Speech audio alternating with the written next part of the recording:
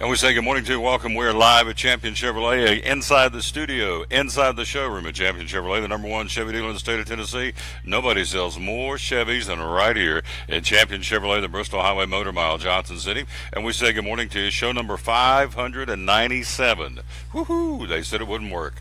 94 days to Christmas, by the way. Got a couple of birthdays to tell you about. Some of the celebs.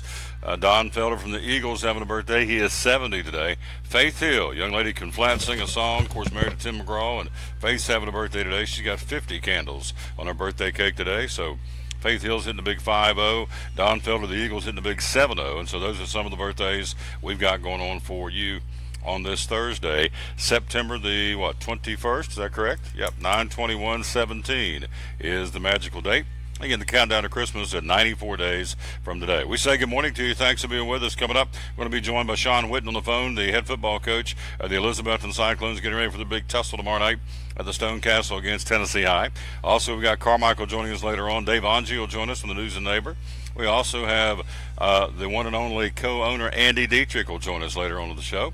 And also a young lady from Internet Sales, Kristen Martin, will be in the house as well. So all these kids are coming up ready to go. We got NASCAR news, college football news, pro football game tonight, preview the Rams and the 49ers getting together on a Thursday night football game. We've got some more, as we said, NASCAR news involving, and also some IndyCar news as well, some college football news. So it's all right here. And, of course, we'll run down the high school football schedule for you for tomorrow night and the college football schedule, top 25, everything that you're going to want to know in the baseball. We got some cool news in baseball. And the wild card playoff spots are really heating up on both divisions, and the Central Division of the National League yet to be decided. We'll break down the schedule for you and let you know that it's pretty much, for all intents and purposes, the end of the regular season is next Sunday a week. So, again, the Cubs pretty much control their own destiny. They're in first place. We'll tell you why. And, of course, the Cardinals making some noise, and Brewers are hanging on. So we'll tell you who's going to be playing who as we head down the literal home stretch, getting ready for the beginning of the playoffs, into the regular season coming up next week. Can you believe it's going to be October the 1st, next Sunday? Hard to believe. 94 days till Christmas. Quick break. We'll come right back. We'll jump in and get going. And again, we'll be joined at the bottom of the hour by Sean Whitten, head football coach of the Elizabethton Cyclones. We've got sports. We'll take a look at NASCAR coming up next here on the Tom Taylor Sports Show. Blue Lizard Australian sunscreen originated in Australia, where sunscreen standards are the strictest in the world. Although our products are now manufactured here in the U.S., we continue to adhere to the most stringent Australian standards to offer the best in broad-spectrum sun protection. Blue Lizard, the brand most recommended by pediatricians and dermatologists. Our smart bottle turns blue in the presence of UV rays, reminding you to cover up. You bring the sun, Blue Lizard brings the magic. It's Chevy Truck Month, take two at Champion Chevrolet on the Motor Mile in Johnson City. The savings and selection of over 600 new Chevys to choose from are at an all-time high. 1500 All-Star Crew, $11,000 off. 1715 All-Star Double Cab, $10,000 off. 18 Equinox LT, $5,000 off. 17 Traction Traverse, $5,000 off. Shop us online 24/7 and remember our Saturday parts and service hours. Champion Chevrolet on the Motor Mile in Johnson City, where we leave you asking, how do they do that? At Bristol Orthotics and Prosthetics, they treat thousands of patients each year dealing with diabetes and its effects. Diabetes overtaking our nation and leaving a path of destruction behind. Through wound care, office visits, and preventive care, they see most of the patients after a problem arises. Using diabetic footwear such as shoes and inserts, a great way to prevent or prolong skin breakdown and amputation. At Bristol Orthotics and Prosthetics, they use only custom molds from patient mold inserts, which further ensure a great recovery, or better yet, prevents a wound from happening. They use custom molded shoes, bracing, custom inserts, and extra depth diabetic shoes to prevent wounds or other skin issues from beginning.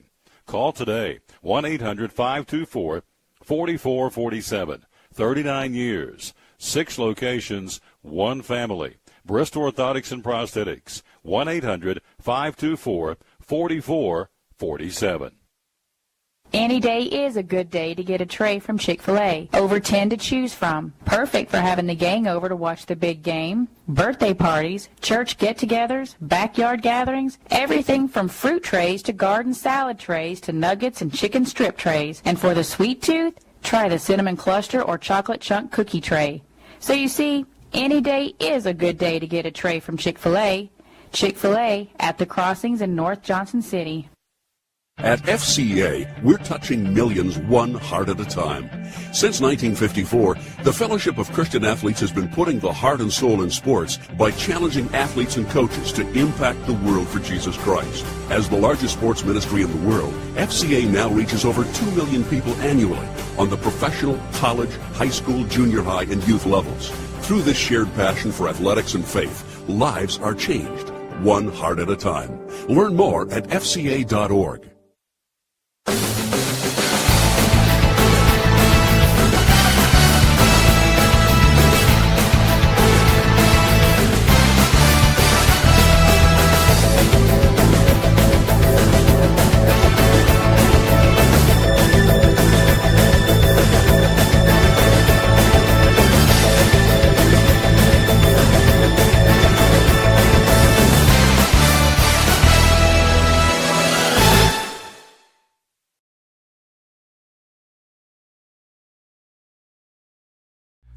I'm Tom Taylor, you are Dave Angie. And we got coming up, it's a really cool, every Thursday, it's the Champion Chevrolet 5-Star Football Preview Show. Get you ready for high school and college football every week. Every Thursday, you're going to be covering what for us? Be looking at the Big East Conference. Ooh, that would be Dobbinsville, Science Hill, and all those great football teams in that conference. Doug Fritz will be giving you the rest of the high school football picture every week. Then we got colleges covered. Who are we going to be covering? We got ETSU. We have Tennessee. We have Virginia Tech. All those. Carmichael's will be along to give us the big 5 games every week because it is a 5-star football preview show. So hope you'll join us every Thursday right here in the showroom of Champion Chevrolet. Dave and I will be co-hosting the Champion Chevrolet 5-star football preview. And then on top of all that, we're going to have a picking panel where you're going to match us against you and you against us, and I can't wait because they don't have a chance. You're going to go up against us. We're going to pick against you for some really cool prizes, and they don't have a chance, do they? No chance at all. It's going to be fun times. Oh, yeah. Putting toe to what? Toe to the leather, man. Toe to the leather, Ready man. to go. Ready to go. Can't wait. Again, join us every Thursday right here. It's a Maiden Voyage Cool Show, co-hosted by Dave Angie and myself. It's the Champion Chevrolet 5-Star Football Preview coming up every Thursday right here from Champion Chevrolet on the Bristol Motor Mile in Johnson City. Can't wait to see you on the show.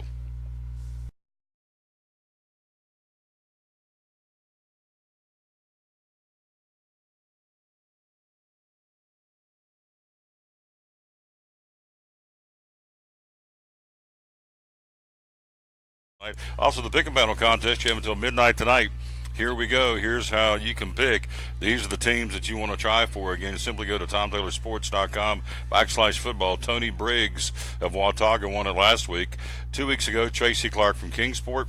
Week number 1, Eugene Jeffers of Greenville. All were winners, winning $25. And so we salute those folks and congratulate them. So it's all good. And so we want to again tell you who is on the pick and panel for this week. In high school, Alcoa at Dobbins Bennett, Science Hill, Daniel Boone, Elizabeth and Tennessee High. We're going to hear from Coach Witten coming up here in a few minutes. Unicoi County at Sullivan Central, and Cloudland and Happy Valley. The battle of unbeatens, 2 ranked teams. Going to get after tomorrow night up on the hill at Happy Valley. Those are your 5 high school picks. In college, you got Florida at Kentucky, Notre Dame at Michigan State, Penn State at Iowa. Also, you have coming up, you got Mississippi State at Georgia, which is going to be a heck of a football game. That's going to be one of those, what do we say, one of those old-fashioned bond bunners. Also, Penn State at Iowa, Notre Dame and Michigan State. Let's start back over. Florida, Kentucky, Notre Dame, Michigan State, Penn State at Iowa, Mississippi State at Georgia, and Texas A&M and Arkansas. Or Arkansas at Texas A&M. And so those are 2 guys most definitely on the hot seat right now. In fact, there's a story in both papers locally today about 4 coaches in the Southeastern Conference. Gus Malzahn of Auburn, Butch Jones of Tennessee, Kevin Sumlin of Texas A&M, and of course Brett Belima of Arkansas, very much on the hot seat right now in college football in the Southeastern Conference for what, not so much what they're doing, what they're not doing right now to start their season. And of course, it's young and a lot of football to be played, but the natives are restless in those 4 camps, including in Knoxville for sure, but Tennessee fans should be okay. They should rest easy. They play UMass coming up on Saturday, which is one of the worst teams in Division I. They're 0-4 and just not a very good football team, statistically speaking, so it should be a cakewalk for the Big Orange before they get ready for Georgia. Benefiting Tennessee by playing UMass this week, Georgia again taking on Mississippi State, which is going to be a very tough game on Saturday evening. down between the Hedges and Athens, Georgia. So it's going to be tough, and so yep, it's going to be a tough ball game there. So Mississippi State and Georgia, one of the teams on our picking panel, so that benefits Tennessee. They've got a cakewalk against UMass. Butch Jones will tell you he doesn't, but you know, we're over the cliches and all that. But yes, should be okay for Tennessee on Saturday, and of course that's a tune-up for Georgia. Georgia's got their hands full. Obviously, the Mississippi State rolling in there again between the Hedges on Saturday evening in Athens, Georgia. Let's take a look at NASCAR, see what's going on, getting ready for round 2, or I should say race 2 of round 1 of the Monster Energy NASCAR Cup Series. Denny Hamlin hoping for a New Hampshire sweep. They're going to be there this weekend for the ISM Connect 300. 2 o'clock, they'll drop the green flag on Sunday afternoon at New Hampshire Motor Speedway. And so in the Monster Energy NASCAR Cup Series, Denny Hamlin going for the season sweep. He led 54 laps on his way to the checkered flag in July, beating out second place Kyle Larson by 0.509 seconds. Martin Truex Jr. finished third, followed by Matt Kenseth and Kevin Harvick. Now Harvick, hot driver at New Hampshire. As another driver performing well right now with little fanfare is Kevin Harvick, last year's fall New Hampshire winner. The number 4 Ford has 8 top 10 finishes in his last 12 starts, including a third place showing at Chicagoland last weekend where he led 59 laps. So quietly, Harvick right there, and again, pretty impressive. 8 top 10s in his last 12 starts. That's pretty consistent any way you want to slice it. In his 33 career starts at New Hampshire, Kevin Harvick claims 2 wins, 10 top 5s, and 18 top 10s. So this guy likes New Hampshire. He runs well there, obviously, so Harvick would be one of the favorites to win there on Sunday. 9 of the 16 playoff drivers have previously visited Victory Lane at New Hampshire. They'll try to channel their experience to do it again and earn an automatic bid to the second round. Kurt Busch, Jimmy Johnson, Matt Kenseth, again, have all lead active drivers with 3 wins apiece at the Magic Mile, they call it. Kyle Busch, Denny Hamlin, Kevin Harvick have won at New Hampshire twice, and then Casey Kane and Brad Keselowski each have lifted the Lobsters, what you get in Victory Lane, and each of them have done that, once at the New England track. So that's what's going on. So let's run them down for you again. You have Kurt Busch, Jimmy Johnson, Matt Kenseth, again leading active drivers with 3 wins apiece, has JJ at the Magic Mile. Kyle Busch, Denny Hamlin, and Kevin Harvick have won there twice. Casey Kane and Brad Keselowski each have lifted the Lobster in Victory Lane once at the New England track. A guy that can play the spoiler in the Cup Series coming up on Sunday, Joey Logano. He did not make the playoffs, but of course that doesn't mean you stop racing. And so this guy is from nearby Middletown, Connecticut. Has 2 wins and 6 top 5s and 8 top 10s in his career at New Hampshire. So Joey Logano, even though he's not in the chase, is very much a favorite to, or at least throw his name in the hat to be a favorite to win the race coming up on Sunday. The Xfinity Series. Playoffs begin there. It'll be at Kentucky Speedway, the VisitMyrtleBeach.com 300. It'll be raced on Saturday evening at 8 o'clock. They'll drop the green flag in Kentucky. They head to the Rolling Hills in Kentucky to kick off the second annual NASCAR Xfinity Series playoffs. Again, 12 drivers will slug it out for the title through 3 rounds in the playoffs. First round, the round of 12, is made up of 3 races, Kentucky, Dover, and Charlotte. 4 drivers will be eliminated at the conclusion of round 12, so you can have the 12 to 8 to 4. And so the NASCAR Xfinity Series playoffs will be decided in the Championship 4 race at Homestead in Miami, Florida, at the end of the year in November, coming up in 2 months. Last season, Joe Gibbs Racing's Daniel Suarez won the title after starting on the pole and winning the race in Miami. This season, we are certain to see another new NASCAR Xfinity Series champion, since none of this season's playoff contenders are former series champs. So kind of cool. A total of 7 Sunoco Rookie of the Year contenders have made the playoffs since we started last year. 4 in the playoffs this year, 4 rookies: William Byron, Cole Custer, Matt Tifft, and Daniel Hemrick. So Daniel Hemrick, Matt Tifft, Cole Custer, and William Byron are rookies in the chase starting in Kentucky Motor Speedway this weekend. And then the Camping World Truck Series at New Hampshire Motor Speedway on Saturday afternoon at 1 o'clock. Again, the reigning NASCAR Camping World Truck Series champion Johnny Sauter appears ready for another strong postseason run. Sauter already in the playoffs, and playoff mode, as a matter of fact, at Chicago when he won the TheHouse.com 225. Heads into the Camping World Truck Series playoffs as the number 2 overall seed with 25 playoff points. And so they're ready to roll for those too.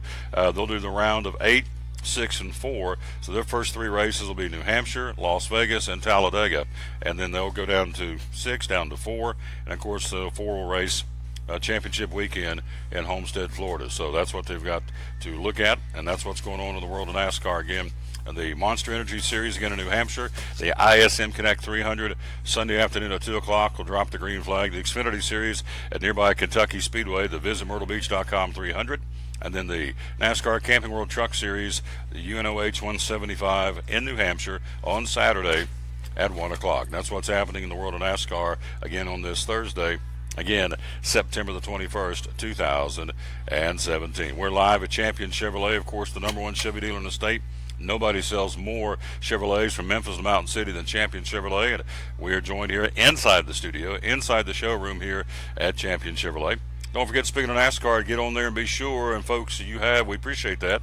Go right there and get yourself signed up to win tickets to Charlotte Motor Speedway. Giving away tickets here on the show on Monday, a week from Monday. You can win tickets, multiple winners for the Drive for the Cure 300 on October the 7th in the Xfinity Series, and also the Bank of America 500 on October the 8th. Enter to win a TomTaylorSports.com/contest. We'll have some of those folks on next week from Charlotte Motor Speedway to talk about the racing, and so it's absolutely free, no purchase necessary. All you've got to do is put your name in the hat, and good luck. Maybe you'll be a winner. We got multiple winners going to the Xfinity Series on October the 7th, and multiple winners send you to Charlotte on October the 8th for the Bank of America 500. That's right smack dab. Let's see. Let me see where that is in the old grid. That'll be in the next round of the playoffs. The only one guaranteed in the playoffs right now is Martin Truex Jr. by winning Chicago last week. He's already punched his ticket to the next round. So for the Cup Series, Chicago, New Hampshire this week, and then the Monster Mile at Dover next week. And then they'll whittle it down from, on the Cup side of things, from 16 down to 12, down to 8, down to 4. Again, the racing slate: Chicago last week won by Martin Truex Jr., New Hampshire, and then Dover. And then you whittle it down. The next round will be Charlotte, Talladega, and Kansas. Then you get down to the round of 8. Martinsville, Texas, and Phoenix. Then the final 4 will be down to Homestead and Miami, Florida in November to crown the Monster Energy NASCAR Cup Series champion. Please tell me why Bristol Motor Speedway is not involved in the chase. It'll be a great place to come up here late summer, early fall. The leaves are turning, and be ready to roll. It's going to be great, and so we're looking forward to hopefully someday having the part of the chase rolling right on through to Bristol Motor Speedway. That would be very, very nice to have that done, but right now that's not the case. So again, here's your round of 16 one more time. The first 3 races: Chicago won by Martin Truex, this weekend New Hampshire, next weekend Dover. Then you whack it down to 12, you lose 4 drivers. Charlotte, Talladega, and Kansas at that point. And right now the guys on the bottom that need to get it going, because they're trailing the bottom 4, if you will, heading into the racing this weekend. And that would be, I got it right here, had it, whereabouts is it? Let's see, here we go. Ryan Newman, Casey Kane, Ricky Stenhouse Jr., Kurt Busch. They stopped it today. Those will be the 4 that get whacked, and they don't stop it today. They race again in New Hampshire and then into Dover. But just for kicks, that's the 4 that would be and are at the bottom right now. On top, Martin Truex Jr. again punching his ticket on into the second round. Then you have Kyle Larson, Kevin Harvick, Brad Keselowski, Kyle Busch, Chase Elliott, although he lost points, went from 6th down to 8th with that penalty that was marked against him earlier in the week. Denny Hamlin, Jimmy Johnson, Matt Kenseth, Ryan Blaney, Jamie McMurray, Austin Dillon in the bottom 4, Kurt Busch, Ricky Stenhouse Jr., Casey Kane, and Ryan Newman. But all that can change real quick, obviously, with a victory. So, again, we'll have to wait and see how that shakes out. We'll be talking to Pat Patterson tomorrow, live from New Hampshire, to get his take with the Performance Racing Network. Looking forward to talking to Pat tomorrow about what's going on in the world of NASCAR. Lots of things happening off the track this week with the Casey Kane announcement going to Levine Racing, and of course Eric Amarola still looking for a ride. Matt Kenseth still looking for a ride. Danica Patrick is out, and the rumor is that she's going to wound up with somebody else. So a lot of stuff going on right now, a lot of sponsorship changes. I know in the Indy circuit, Chip Ganassi announcing yesterday they're going to downsize, go back down to a two-team situation next season. A business decision the team owner said led to layoffs. Chip Ganassi has fielded 4 teams in IndyCar the last several years. Only Scott Dixon will return to the program next season. And the number 9, Ganassi said the driver of the number 10 will be announced later. Don't be too surprised. It could be Danica Patrick. She would like to go back to the Cup, to the Indy Series, I think. It is widely believed that New Zealand's Brendan Hartley will take over that seat. That's not a certainty, but Again, Chip Ganassi on the Indy side is returning to a 2-car team in the IndyCar Series next season, a business decision that led to some layoffs, and so they're going from a 4 down to a 2-team situation. Again, for Chip Ganassi Racing, the IndyCar Series. Before we go to the break, reminding you that good folks at Max Metasmart, again, Solgar, everything Solgar is 20% off this month through the end of the month. Again, at Max Metasmart, we were there on Tuesday, had a blast as always, and so Solgar, everything Solgar is 20% off. The supplement that they flat move it at Max Metasmart. And they got a line of single herbs, over 20 to choose from. Those are all 20% off. They call it the number 7. An anti-inflammatory that brings down the swelling. If you have arthritis or swelling of the joints, this will help with that. It's called Solgar number 7. They also have the sublingual B12 that melts on your tongue, easily absorbed. You got it 20% off. And also they have the liquid vitamin D right now, which is a buy one, get one free. They have them packaged together, and on top of that, it's 20% off over and above being a buy one, get one free. So a 3-month supply, that's a really, really good deal.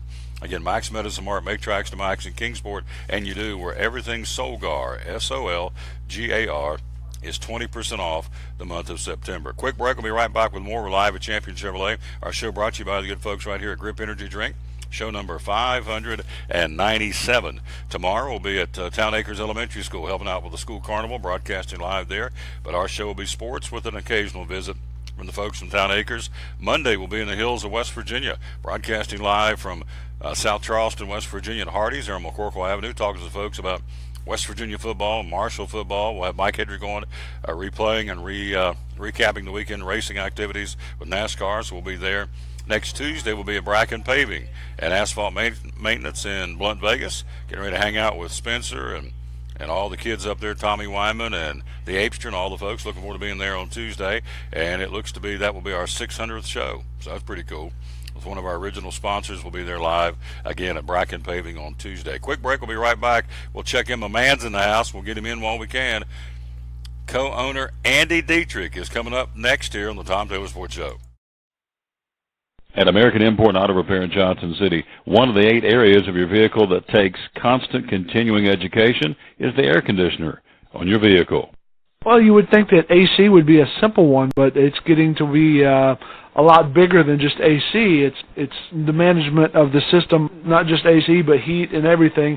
It's a lot more computer controlled than it used to be. It used to be just a little button on the dash that you pushed. Now there's all kinds of electronics involved in that.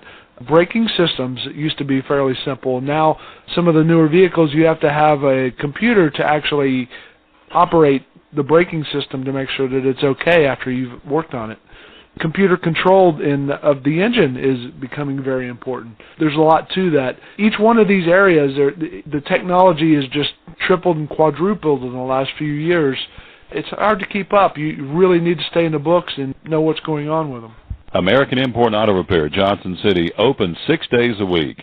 Call today at 913-3111. Blue Lizard Australian Sunscreen originated in Australia, where sunscreen standards are the strictest in the world. Although our products are now manufactured here in the U.S., we continue to adhere to the most stringent Australian standards to offer the best in broad-spectrum sun protection. Blue Lizard, the brand most recommended by pediatricians and dermatologists. Our smart bottle turns blue in the presence of UV rays, reminding you to cover up. You bring the sun, Blue Lizard brings the magic. It's Friday night at 7 o'clock. You've been involved in a car accident. You may be out of state on vacation or just a few miles from home. What do? Who do you call? At Farmers Insurance Group, one call is all you have to make. Hello, this is Jim Klein, an agent with Farmers Insurance. It's called One and Done. You don't have to wait till Monday morning to file a claim. You can make the initial call and we'll begin right away to help you. We assist you in moving the vehicle to a certified repair shop, getting you set up with rental car, and informing your agent. Then here are the staff at Jim Klein Farmers Insurance. We follow the claim through to the end. It's that easy. One and Done. We're your one and done location for all your insurance needs. Auto, home, life, commercial, workers' comp, and bonds. We can help you with all your insurance needs. Give me a call today, Jim Klein Farmers Insurance at 247-5400, your one and done location in Kingsport, 247-5400. Hi, I'm Rob Cole with Bays Mountain Park. There's something for everyone at Bays Mountain Park. Whether you're an outdoor enthusiast or simply looking to get away and relax, Bays Mountain Park in Kingsport, Tennessee is the perfect destination. For only $4 per vehicle, enjoy 3,500 acres of breathtaking scenery, featuring 40 miles of hiking trails, wildlife habitats, one of the Southeast's premier planetariums, and much, much more. For more information, please visit www.baysmountain.com or call us at 423-229-9447. Bays Mountain Park, one of the Tri-City's best places for learning, leisure, and recreation.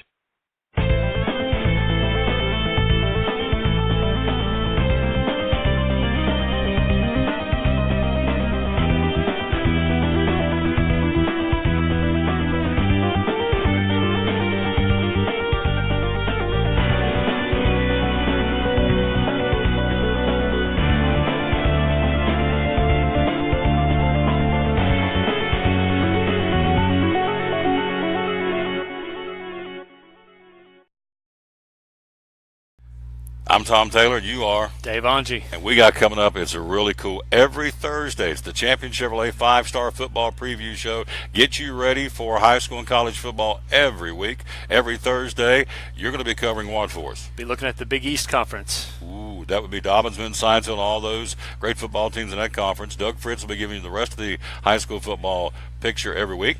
Then we got colleges covered. Who are we going to be covering? We got ETSU. We have Tennessee. We have Virginia Tech. All those. Carmichael's will be along to give us the big 5 games every week because it is a 5-star football preview show. So hope you'll join us every Thursday right here in the showroom at Champion Chevrolet. Dave and I will be co-hosting the Champion Chevrolet 5-Star football preview. And then on top of all that, we're going to have a picking panel where you're going to match us against you and you against us, and I can't wait because they don't have a chance. You're going to go up against us. We're going to pick against you for some really cool prizes, and they don't have a chance, do they? No chance at all. It's going to be fun times. Oh, yeah. Putting toe to what? Toe to the leather, man. Toe to the leather, Ready man. to go. Ready to go. Can't wait. Again, join us every Thursday right here. It's a Maiden Voyage Cool Show, co-hosted by Dave Angie and myself. It's the Champion Chevrolet 5-Star Football Preview coming up every Thursday right here from Champion Chevrolet on the Bristol Motor Mile in Johnson City. Can't wait to see you on the show.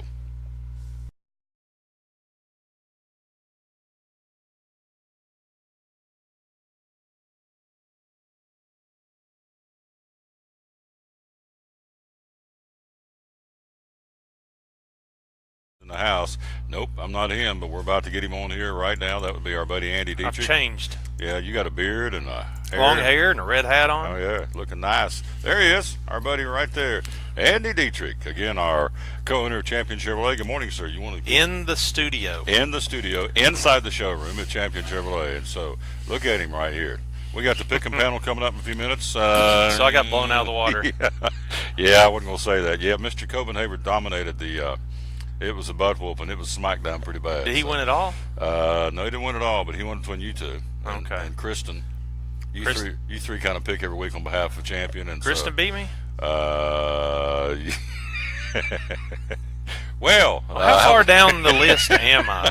Let's just. Well, we had 3 pick, and you and Tim and Kristen, and so you finished 3rd. So, but that's, you know what? Here's how I look at that, Andy. Yeah. That means there's a chance to go up. That's nowhere to go but up, I guess. I don't want to get voted off the island or anything. No, you're never going to get voted off the island because you're Andy Dietrich. So you are the man. Everything good? By the way, how was the trip? You and Tim made your trip down to the swamp. Tim's obviously very elated because his Gators won. You not so much because your Vols lost. But tell me about the experience of the swamp. Well, I couldn't really show my emotions because where I was situated during that game, I was surrounded by Florida people, and I didn't want to anything to happen to me or my family. Sure. So it was, that game was not a game till the 4th quarter. It was sort of a pitiful game, and I read an article or a tweet by Paul Feinbaum, I believe it, sports writer, and he said the first half of that game set the SEC back 50 years. I mean, it was just like, what is going on? What's happening here? And missing field goals, and first and goal, let's throw it. Just a lot of crazy decisions, and I mean, both teams. I mean, the coaching was poor, and at the end of the day, Florida came out on top. But so you're there as a Tennessee fan. So what was it like Obviously, when they make the touchdown, and the place goes bananas, I would assume. Yeah, the one when Florida did at the end. Oh yeah, it went nuts. The girls screaming and people jumping up and down. The whole place was moving. Was Tim a little giddy when they won? You weren't with him though, were you? No, yeah, we were sitting in different sections, but I saw him right after that, and yes, he was like a kid in a candy store. Rather giddy. There you go. All right. But he does.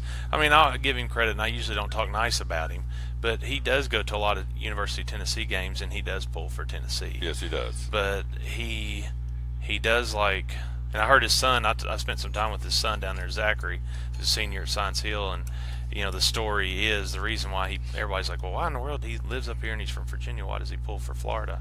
When he used to be the manager at the Chevrolet store in Kingsport, 16, 20 years ago, whenever it was, he always got upset because on Saturdays, a lot of the business was affected by if UT had a home game, and so he wouldn't have a lot of traffic, so he started pulling for another team because of that. But he's come back around now. He's come back around, circle back through.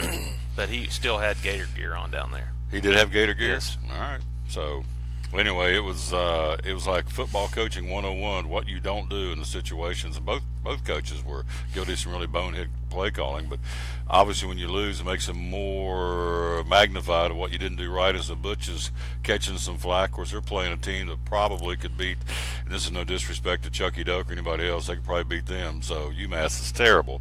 So they're going to be okay this week while they're getting ready for Georgia. Georgia's got their hands full with Mississippi State. It's one of the picking games coming up, but I think everything's going to be okay in Knoxville this weekend anyway when the UMass Minutemen come to town. Now, when you got to Gainesville, we're talking to Andy Dietrich, owner of Champion Chevrolet. When you got to Gainesville, did you see some of the aftermath of Irma that it came through? Yes. Gainesville was not hit as hard, or they would not have had the game there. But there were a lot of trees down. You could see where trees had fallen across roads, and they'd gone in really quick just to cut them out of the roads, and they didn't remove them from the side of the roads yet because it just had happened right before the game. But they did get all the roads were cleared. There was a little water standing in different places. I saw a couple houses damaged. People had tarps on their roofs, but it wasn't near as bad as like what you saw in Naples and Miami and Key Largo and the Keys, but it was still bad. I went to the game last year. I think it was Gainesville. I think it was South Carolina, I may be wrong, but it was in November. It was like their last home game I went to last year. And the difference, there was a big difference in the couple whose house I stayed at. They were in a neighborhood of there's 4 or 5 houses back there, and everybody lost power, and they were still out of power except for the house I stayed at. They had kept their power, and so it was weird because I parked there that first day, and you could hear a generator running next door, and I was like, well, what's the deal with the generator? And they're like, the rest of the neighborhood lost power, and they didn't somehow. Smart guy. So I stayed at the right house. There you go, stay at the right house. Now, Andy likes to eat. I think that's we talk about food here a lot on the segment when he comes over. We'll talk about cars in a second, but at the concession stand in Gainesville, University of Florida, do they have some pretty good snacks down there? They have like gator sandwiches, or what would they have at the concession stand in Gainesville to Florida football game? They have normal stuff. Where you see some of the more interesting stuff, they'll they will. I saw people out there grilling whole gators. Really? Literal? And tailgating, yes. Gators. And I don't know if they do this at Tennessee, and if they do, I haven't seen it, but there was a catering company set up in the tailgate area. The tailgate area is all over, but the one's closest to the stadium.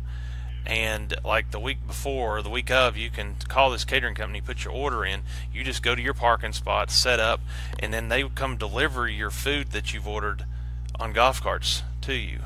Smart. And that was really neat. And there's guys down there that have RVs completely wrapped. I mean, I'm talking 40-foot, 50-foot RVs wrapped in UF Gator stuff, and the graphics all the way around it. Wow. I mean, it's, you have that in Tennessee. You go down there and you see orange vans and cars and things like that. But, it was exciting, and the buzz was in the air. Did you see what a UT fan did the night before the football game? You couldn't see him or anything else. You just saw, there's 3 statues outside the stadium, and it's the 3 Heisman Trophy winners. You've got the Steve Spurrier, Tim Tebow, and Danny Warfel. Right. Well, the UT fan the night before the game, all you see is he's urinating on the statue of Tim Tebow. Oh, that's nice. Yeah, and so that was going around like wildfire. Yeah. That went over big. That was not very nice. No. Tim Tebow is a great guy, and he does so much for charities, and and he's doing really good so far in the minor leagues as well. Yep. But good heart, good guy, and it's too bad that guy did that, and then videoed it, and it went mainstream after that. Literally mainstream. Yeah. No pun intended. We're talking to our buddy Andy Dietrich. We're live. We're going to do the picking panel coming up here in just a second, but I want to touch on something again. Folks, cars coming up out of Florida, coming up out of Texas are going to be damaged by floods and by water, obviously. At Champion Chevrolet, you won't have those kind of vehicles here as pre-owned, so kind of talk about that, because we talked about this before. You all make sure that does not happen. You don't get vehicles that have been water damaged, correct? That is correct, and you do all your due diligence. You check your Carfaxes and auto checks. Excuse me, and you hope that none squeak through. We try to check every single thing possible. If hopefully what will happen in Florida and Texas, if the cars are deemed totaled, which if they're underwater, they're deemed they're going to be totaled. That the proper people down there, if it's insurance agencies or government officials, will go in and make sure that is posted to the title, stamped on the title, and or notified to let Carfax and AutoCheck know. So I can tell you this: I'm not going to be buying any vehicles that are from Texas or Florida right now, used vehicles. That's going to be an ugly situation for a long period of time. You're not going to see them up here yet, because just imagine, I heard there's 500,000 vehicles in Texas damaged and 400,000 underwater in Florida. So we'll round that up to 1 million cars. And so what I'm going at is those insurance companies, imagine how long it's going to take them to go and lay their hands on each one of those cars. By one. And they have to, right? Yes. Individually? Yes. So, with that happening, when they're marked, it's salvage title, or a total loss because it's underwater, that stuff will be automatically put on Carfaxes and auto checks. But that we're not going to run the risk of that, hopefully, for a little while, because I can't imagine how long that would take. Mm-hmm. Well, on the flip side too, I know Kristen on her last week's internet sales said you guys already sold a couple of cars in Texas because they realized that down there they're going to be damaged, so they wanted to get one out of the flood area, and so they have come this way and bought vehicles. Oh yeah, absolutely. I think I said last week we shipped a Trax to right outside suburban Houston.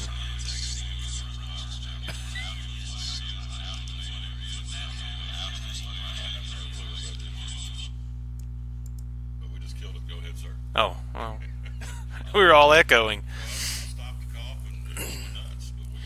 Go ahead. But yes, I'm not concerned about them finding their way up here yet. But in the next few months, yes, and we will not buy anything that has been down that way. I can tell you that.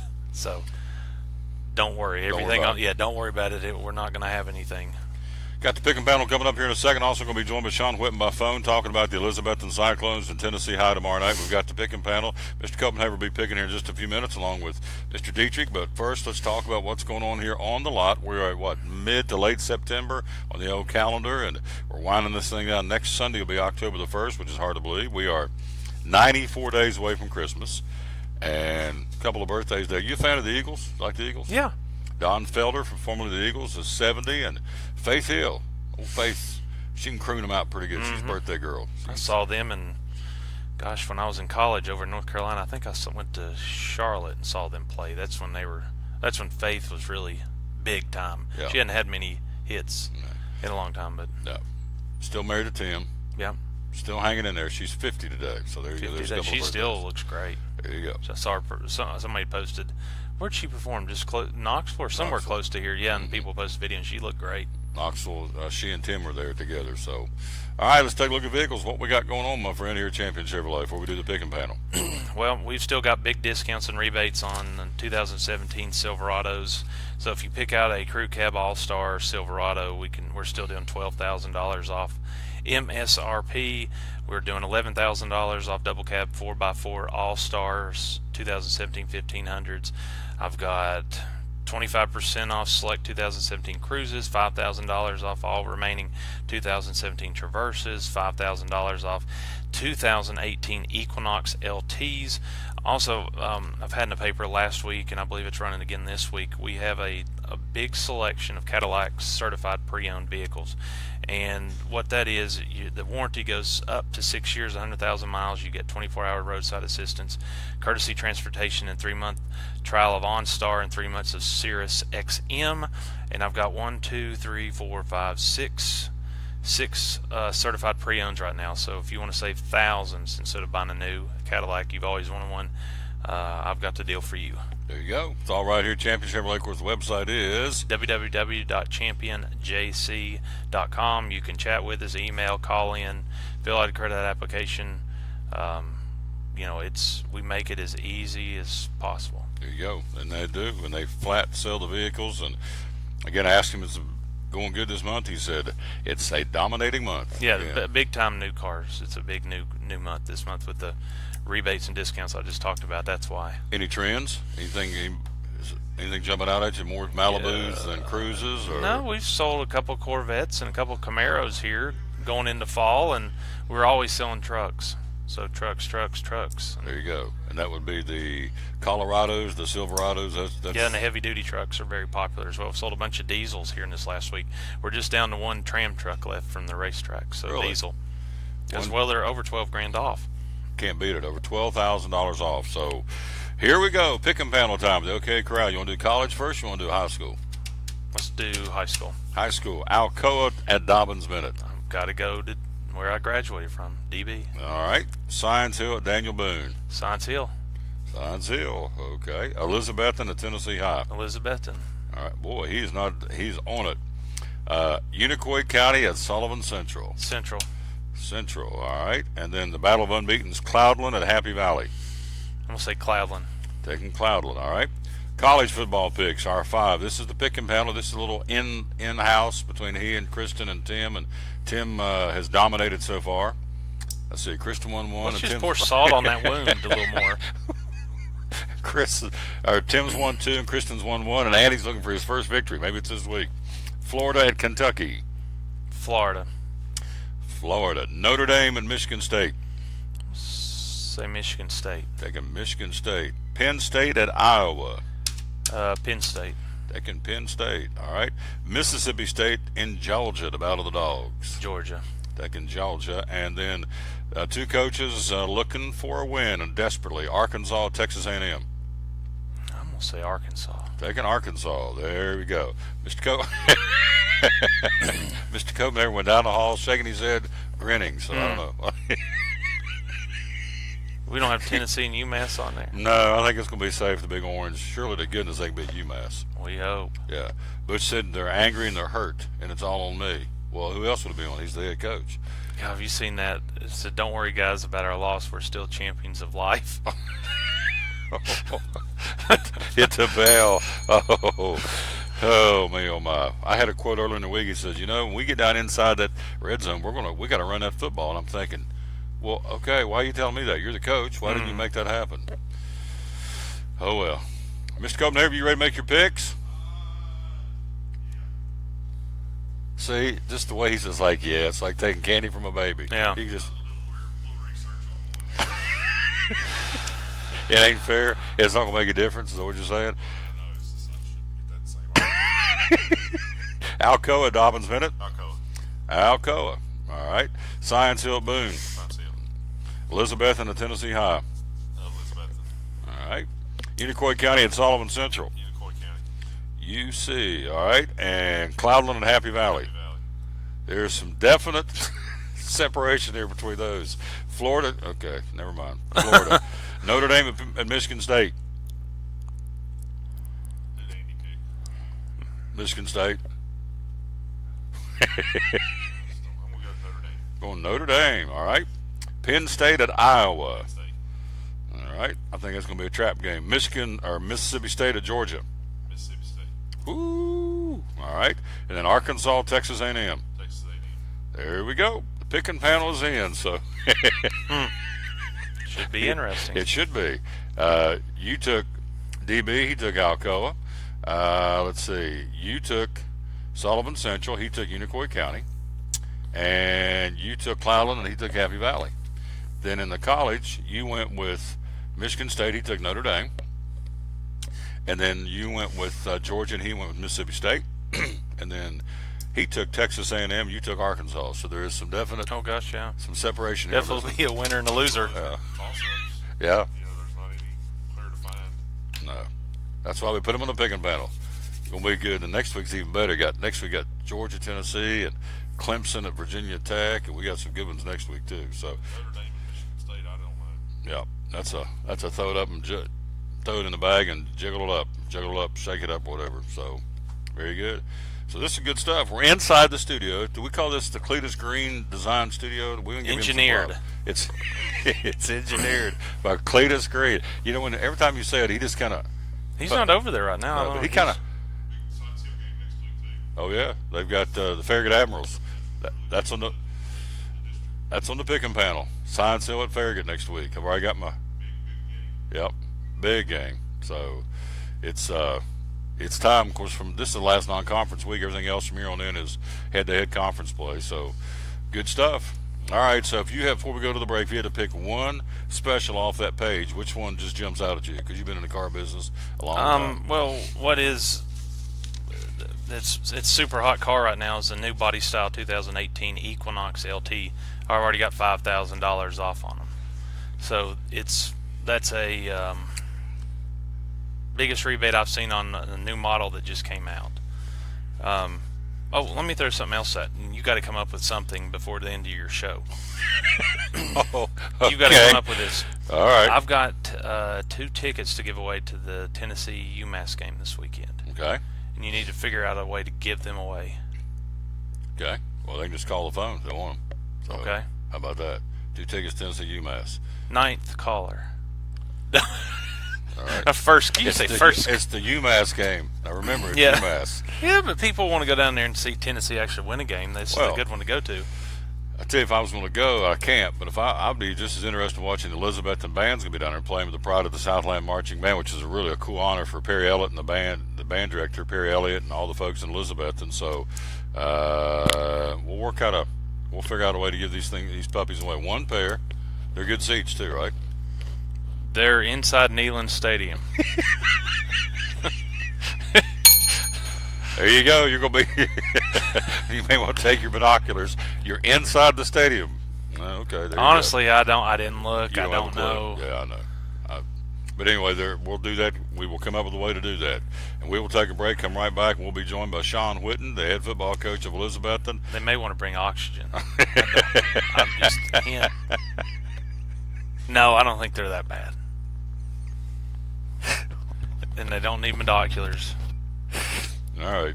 No binoculars and no oxygen tank to go watch the game in the seats Andy's giving away against the mighty UMass Minutemen, who are absolutely god-awful football team. Bless their hearts. We hope. Yeah, well, we hope. It's true. We'll take a break. We'll be right back. We're live inside the studio, inside the showroom at Champion Chevrolet. At American Import and Auto Repair in Johnson City, one of the things that owner Tim Smith is most proud of is their hard-earned certifications. We are an ASE Blue Seal shop, which is important because what it tells the customer is we care enough to get certified, not in one certain area of cars. You have to be certified in 8 different certifications and 8 different tests you have to take, and you have to be updated on them yearly to make sure that you're up to date. We not only have one of those, we have 3 ASE Master Technicians here with the ratio, goes into a ratio, and we're a Blue Seal shop. So it tells you that we care about training and we care about knowing about your car. We want to help fix it right. American Import and Auto Repair, West Market Street, Johnson City, home of the free loaner car program. Open 6 days a week. Call today, 913-3111. Hi, I'm Rob Cole with Bays Mountain Park. There's something for everyone at Bays Mountain Park. Whether you're an outdoor enthusiast or simply looking to get away and relax, Bays Mountain Park in Kingsport, Tennessee is the perfect destination. For only $4 per vehicle, enjoy 3,500 acres of breathtaking scenery, featuring 40 miles of hiking trails, wildlife habitat, one of the Southeast's premier planetariums, and much, much more. For more information, please visit www.baysmountain.com or call us at 423-229-9447. Bays Mountain Park, one of the Tri-City's best places for learning, leisure, and recreation.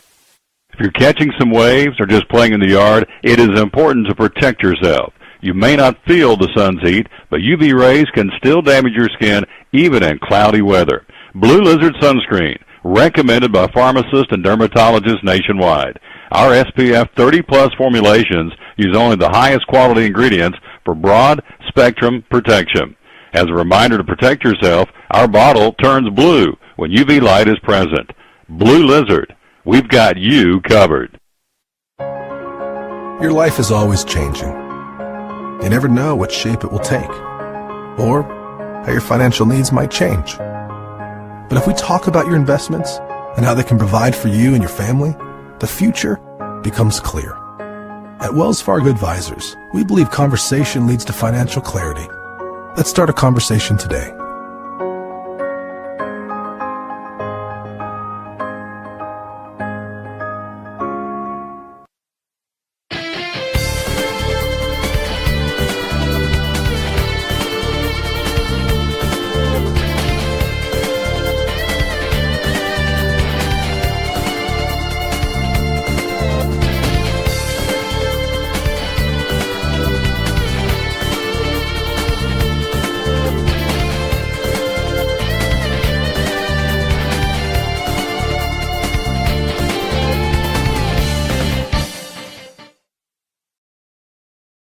Back live on the Tom Taylor Sports Show. We're live again, of course, inside the showroom, inside the showroom at Champion Chevrolet. Let's go to the phonies there, our buddy Sean Whitten, head football coach of the Elizabethton Cyclones. And good morning, sir. How you doing?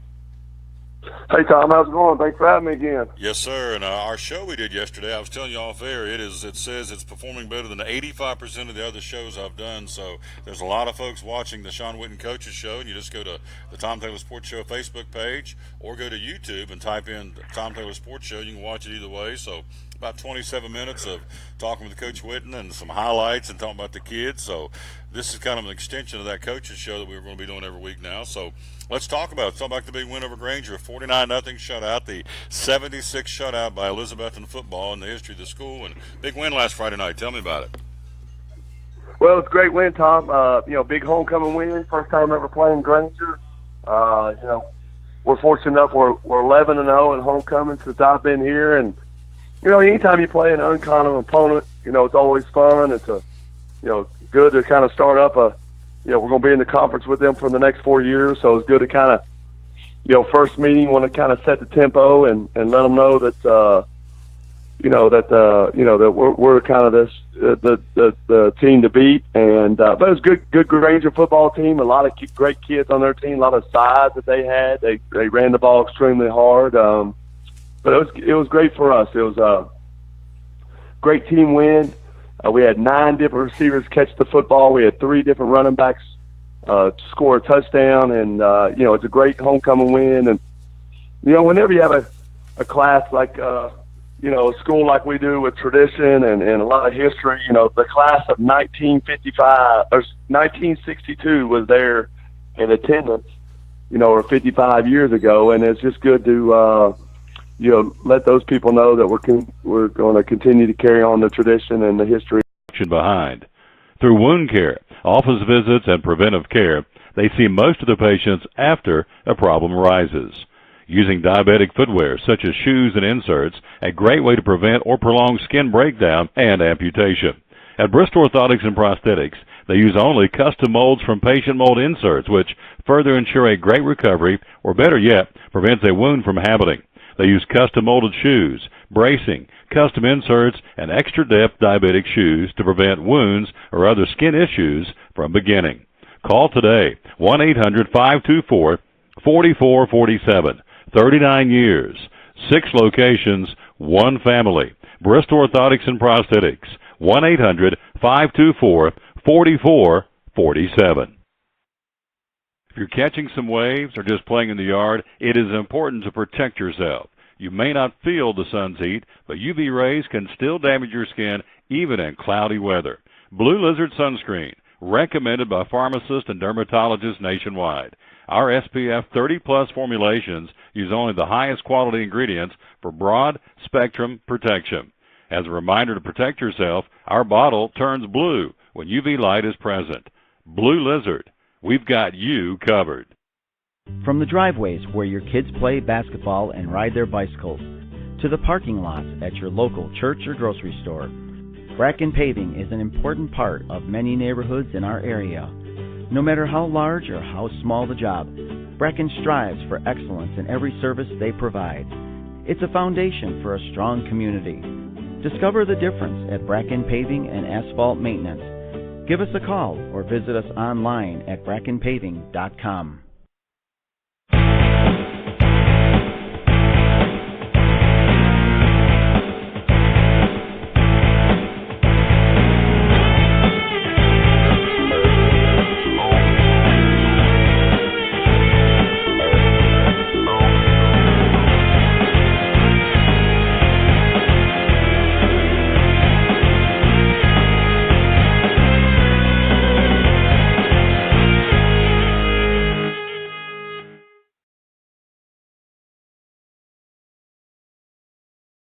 John Whitten again, the head football coach of Elizabeth. And kind of had the phone dropped out for some reason, don't know, but we got him back. So we were talking about Carter Everett, 1,094 yards passing and 16 touchdowns on the season. His favorite targets have been Ryan Wetzel, 353 yards receiving, Evan Perkins at 341. Coach, you bring a lot of weapons to the table when the other team comes to play you. That's pretty impressive stats. Well, it's been good for us, to come out of the gate and throw the football. To try to mix it up, keep people off balance. I mean, we know that when people come in to play us, they're going to try to stop Corey Russell in the backfield, and it's just good to have other weapons. It's good to come to practice and get multiple people involved. It's good to come out of games like Friday night when we had 9 receivers, 3 different running backs touch the ball. We're mixing up. We had a tight end that caught 2 passes. So, we're trying to be the best we can be, and we want you want your team to be a total team effort. That's what our wins the last couple games have been. We got off to a disappointing start against Science Hill where we just felt like we had some individuals that performed really well, but as a team, we just didn't get done. So, instead of focusing on 1 or 2 guys doing a lot of the work, we're a skill-heavy football team this year, and we're trying to get multiple people involved. But good decision-making by Carter. He's been with us for a long time. He played at Teodegger under my brother Ryan, so he knows the way that we think and our philosophies and what we want to do. So it's just good to see him come back from a season injury last year and come out of the gates ready to play. We're talking again to Sean Whitten, the head football coach of the Elizabethton Cyclones. Defensively, you got Nestor Grubb with 42 tackles so far in the season. Tackles for loss, Cujo with 6 for Elizabeth, and also Kilroy Hill with 4. You got interceptions and fumble recoveries, and Corey, I was looking at sacks too. So you've got guys involved defensively and flying to the football for Elizabethton. Yeah, well, we've been fortunate the last couple of years. Our defense is the leader of our team. Our defense front, our linebacker core. We're led by Nestor Grubb. You mentioned senior inside linebacker, but our defense front is just the beast of our football team. Cameron Coleman, Jared Grindstaff, Chandler Mullins, Joseph Collins. I mean, those guys are our football team. They're the energy behind us. They get us going. They bring the juice. They bring the swag to our football team. All the things you want to describe. I mean, they are the beast of our football team, and they've done a great job so far. They've rose to a lot of challenges, and they played extremely well in all of our 5 games. And they had a big challenge 2 weeks ago against Daniel Boone with Charlie Cole coming here running the football, and so we got another big challenge, obviously another going to the Stone Castle. And, defensively, we know that those guys are going to keep us in the ball games, Tom. And so if our offense can help us out a little bit, move the football down the field and score some points, it becomes a total team win. The Cyclone Nation will be heavily represented tomorrow night. It'll be a great crowd from Elizabeth and going to the Stone Castle. The Betsy Band, Coach, what an honor. Going to be playing Saturday down in Knoxville with the UT Band, and that's a great honor for the Elizabeth and Betsy Marching Band. That's quite an honor. Yeah, it is. It's just, Perry Elliott and it's just great tradition here in Elizabeth. And, whether it's football bands, whatever it may be, Teotihuaca football. I mean, a lot of sports teams are doing a great job. So it's just a lot of great things happening here in Cyclone Town, and we just continue like we mentioned.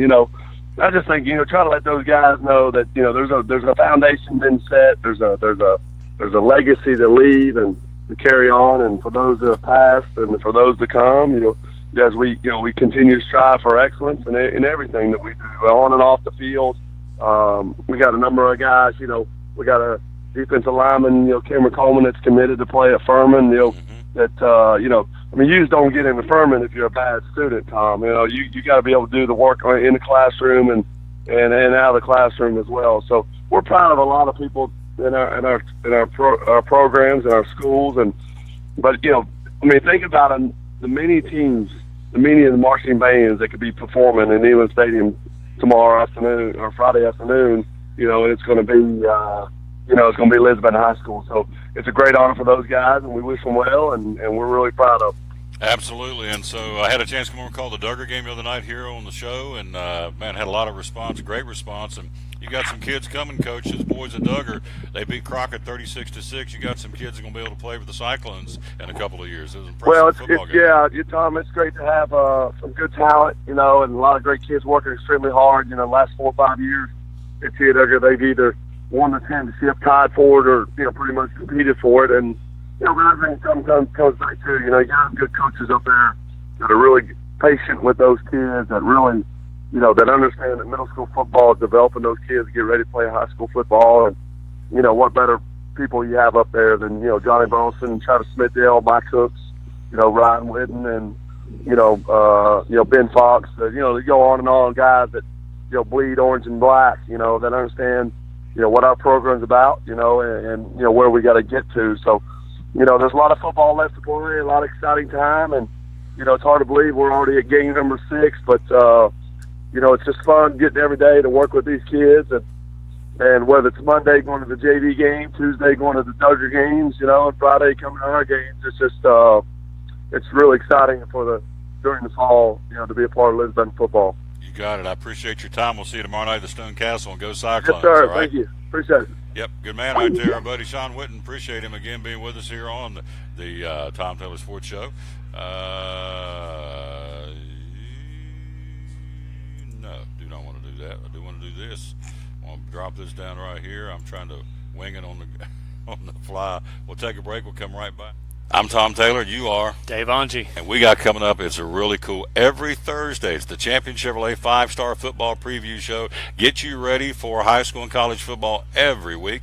Every Thursday, you're going to be covering what for us? Be looking at the Big East Conference. Ooh, that would be Dobbinsville, Scienceville, all those great football teams in that conference. Doug Fritz will be giving you the rest of the high school football picture every week. Then we got colleges covered. Who are we going to be covering? We got ETSU. We have Tennessee. We have Virginia Tech.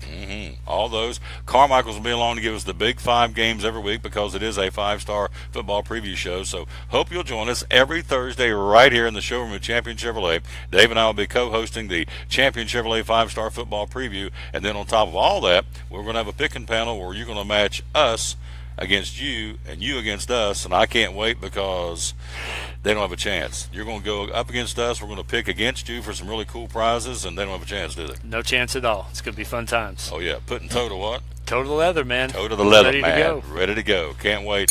Again, join us every Thursday right here. It's a Maiden Voyage Cool Show, co-hosted by Dave Angie and myself. It's the Champion Chevrolet 5-Star Football Preview coming up every Thursday right here from Champion Chevrolet on the Bristol Motor Mile in Johnson City. Can't wait to see you on the show.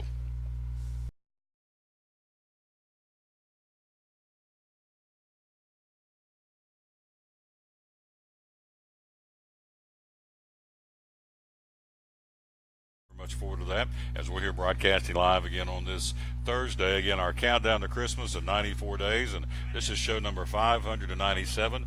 Tomorrow we'll be at Town Acres Elementary School doing our show there, helping to promote their fall carnival. Monday we'll be in the hills of West Virginia. We're taking on the road to Charleston to do our show live from Hardee's in South Charleston, West Virginia on Monday, which will be show number 599, and our 600th show will be Tuesday at Bracken Paving and Asphalt Maintenance, one of our original sponsors of the show, and love being up there and hanging out with Spencer and April and Tommy and the folks. Will be there on Tuesday for our show number 600. I'm very proud of that.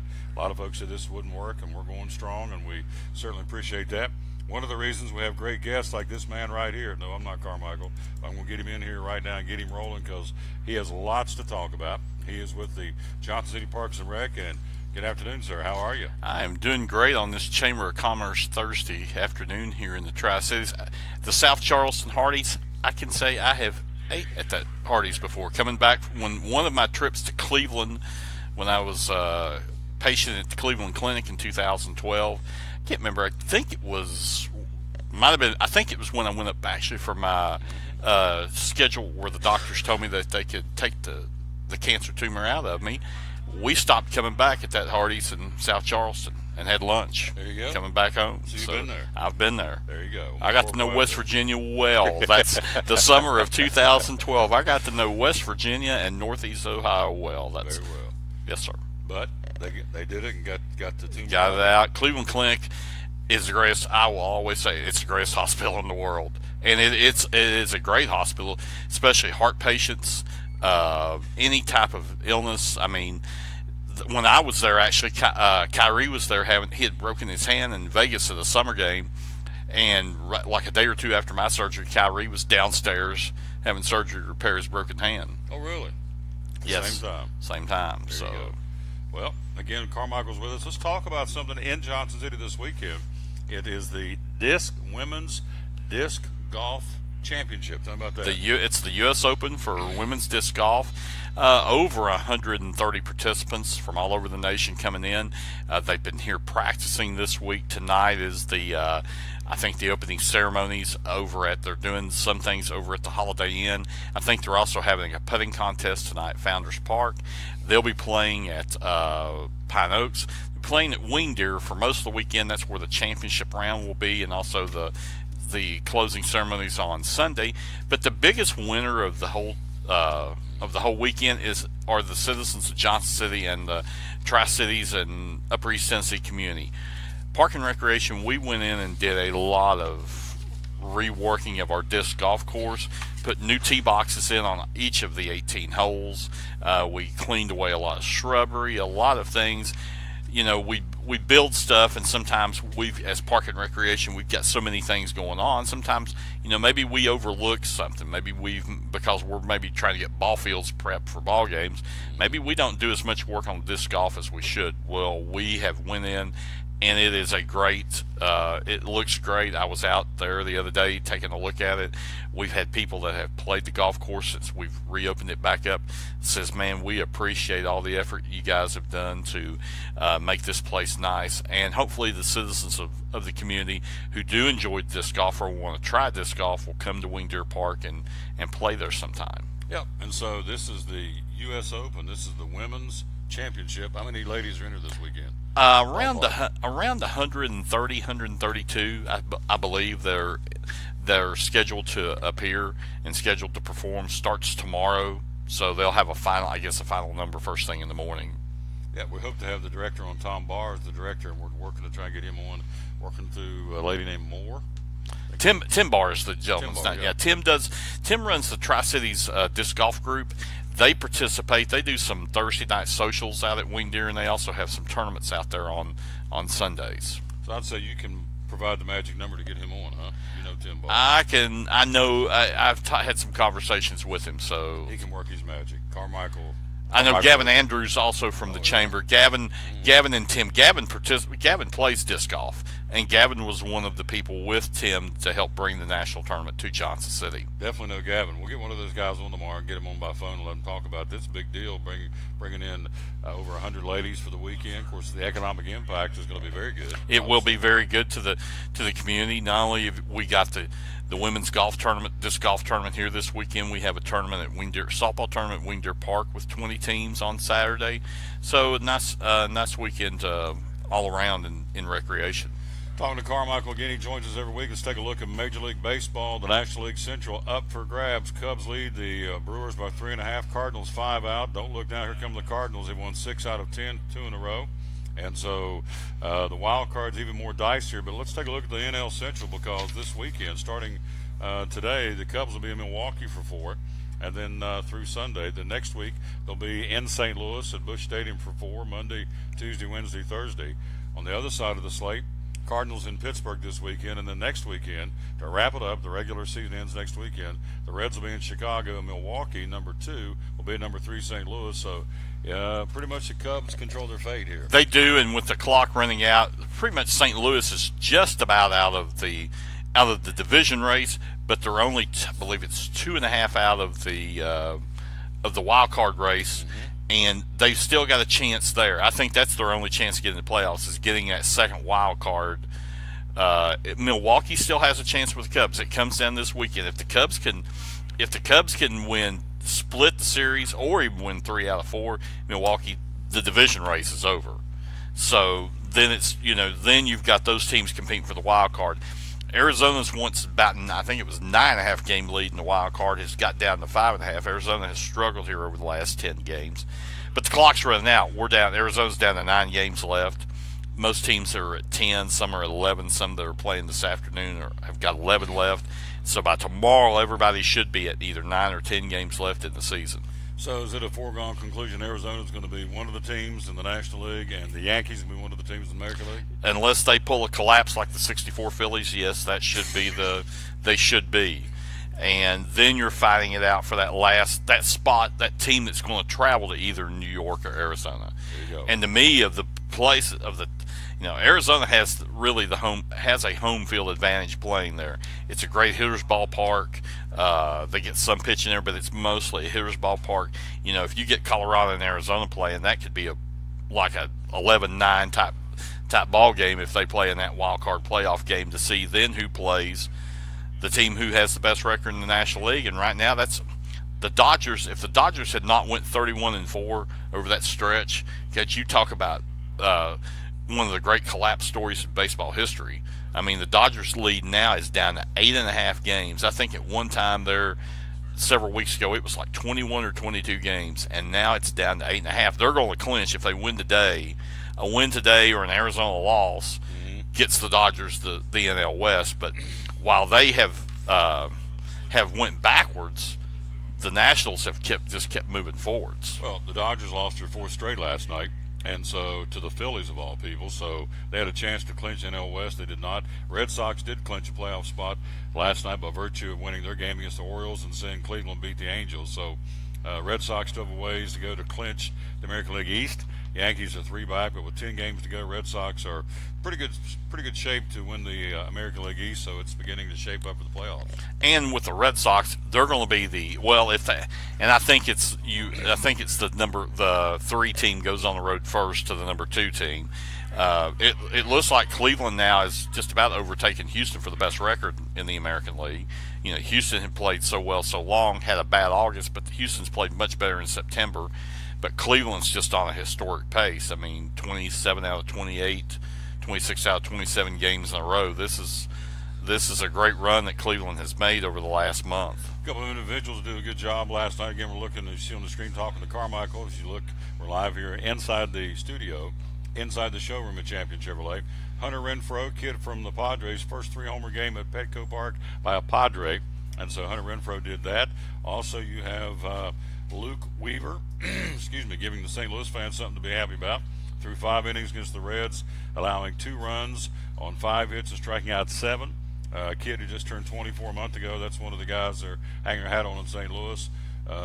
Giancarlo Stanton, number 56 last night. Aaron Judge at number 45 of the Yankees. So I know 2 days ago we talked about how the Major League Baseball set a home run record for the most homers in a season. So what Rob Manfred wanted was a lot of offense. He's getting it right now, isn't he? Right. He wanted the ball juice, not the player's juice, and that's what it looks like. I don't think, maybe this will be this Stanton 56. He still has a chance at 60, and that would be the most home runs a non-juice player has had since Roger Maris. Mm-hmm. Speaking of, here's Aaron Judge. Check this out. Judge again with, home run number 45 last night. Is that correct? Yes. 45. All right, Mark McGwire, rookie home run record of 49 with the A's back in 87. So puts himself in pretty good company. Judge becomes the sixth player in Yankees franchise history to hit as many as 45 home runs in a season.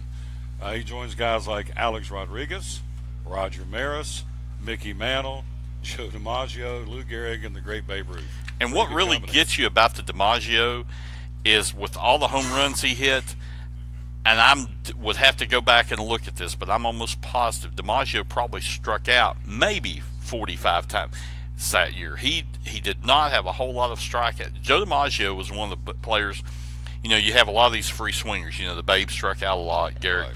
But DiMaggio was one who hit a lot of home runs through his career, but did not strike out very often. And I would be willing to wager maybe a cold Diet Coke with someone that DiMaggio probably had less than 50 strikeouts that year he had all those home runs. Judge has hit home runs and 8 home runs in his last 16 games, so the Yankees have 10 games left as of today. So Judge will have to keep up his recent hot streak to tie McGwire at 49 and maybe become the first rookie ever to hit 50 home runs in a season. Well, and Judge slumped after the All-Star break. He wasn't healthy. He had an issue with his back. He had an awful August right after the break.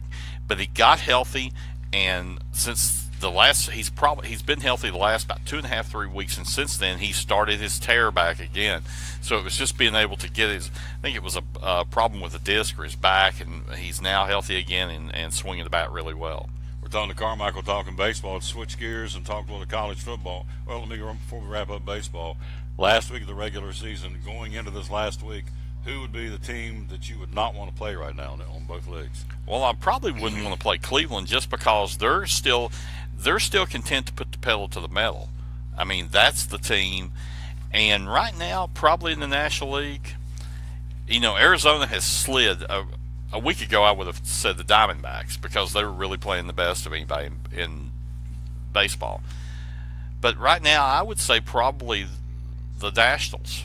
The Nationals have just still kept playing well, still kept winning, and they've not had Bryce Harper since like August 12th. So they're trying to get him healthy enough to be able to win the National League. They're trying to get all their eggs in their baskets and try to get ready to play to contend and win the National League this year. Before we get to college football, let's take a look at pro football tonight. You have the Rams 1-1, the 49ers 0-2. Talking about a ho-hummer tonight. If you've got sleeping problems, turn that ball game on tonight. But it will not be the snooze. It won't be as bad as last Thursday night.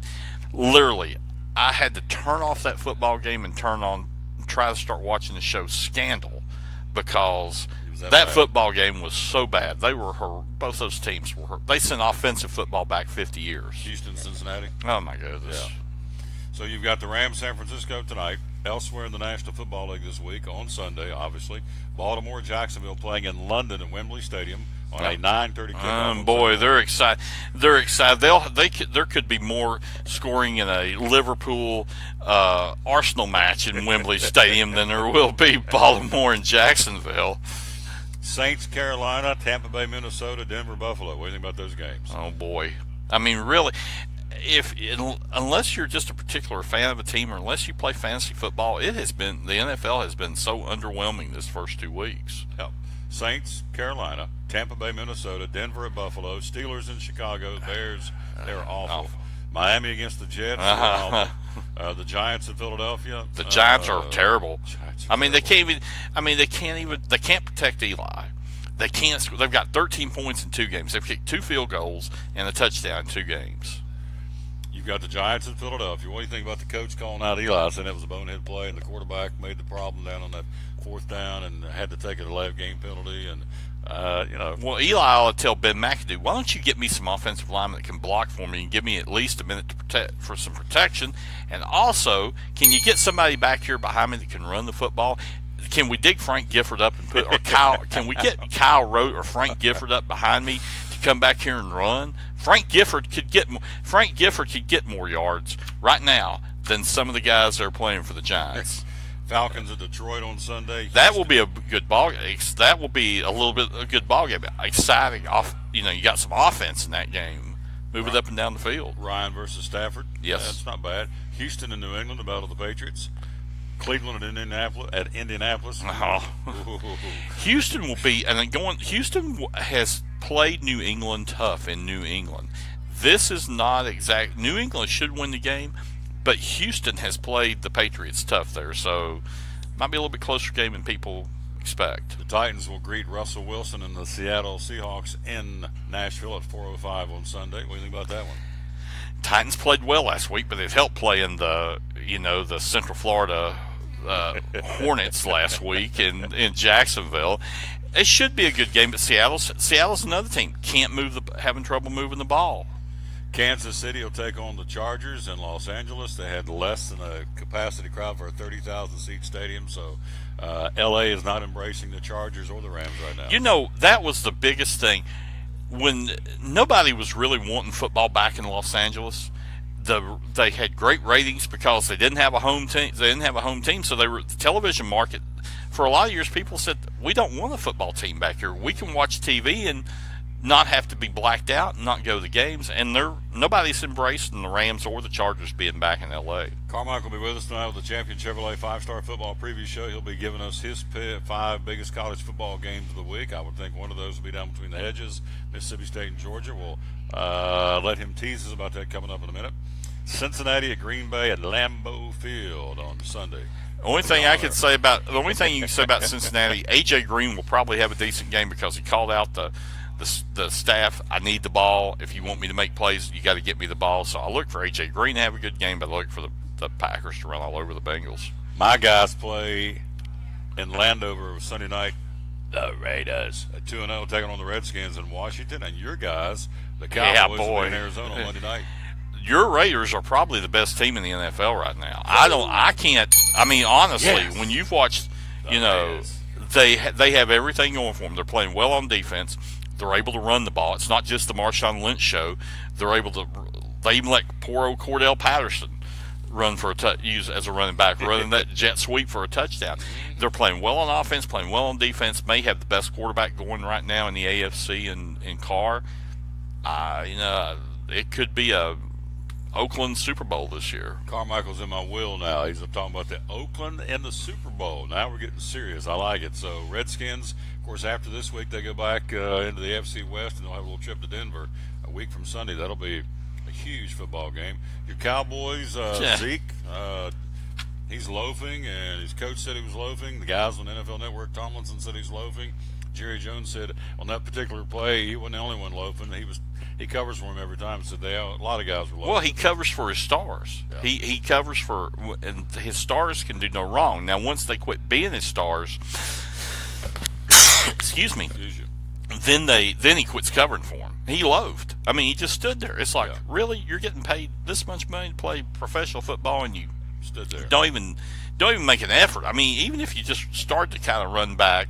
He didn't even try to make an effort. He just stood there. It's very obvious. So, but Jones, and here's the thing. I go back. I was talking to Sean Witten about this yesterday. I said, it's almost like he's forgotten. Jason's like the cornerstone of this football team, the ambassador. I mean, for crying out loud, the NFL's naming an award after him, the Jason Witten Humanitarian Award. And it's like he just kind of blends in. They don't really, I don't think they give him enough, what's the word, accolades for the kind of guy he is. We always talk about Elliott and all these other guys. And there's Witten every day coming in with his lunchbox, is doing his job. Yes, and they don't. Right, Jason's one of these that will always. He just blends. He blends in. He works hard. He's a good citizen. And then you get somebody and Dak. I think is the same way. I think Dak's that kind of player, like going to be like a Jason, where he comes, works hard. But then Elliott, and he did the same thing at Ohio State. Let's just don't say this started in Dallas. Oh no, this started back 2 years ago at Ohio State.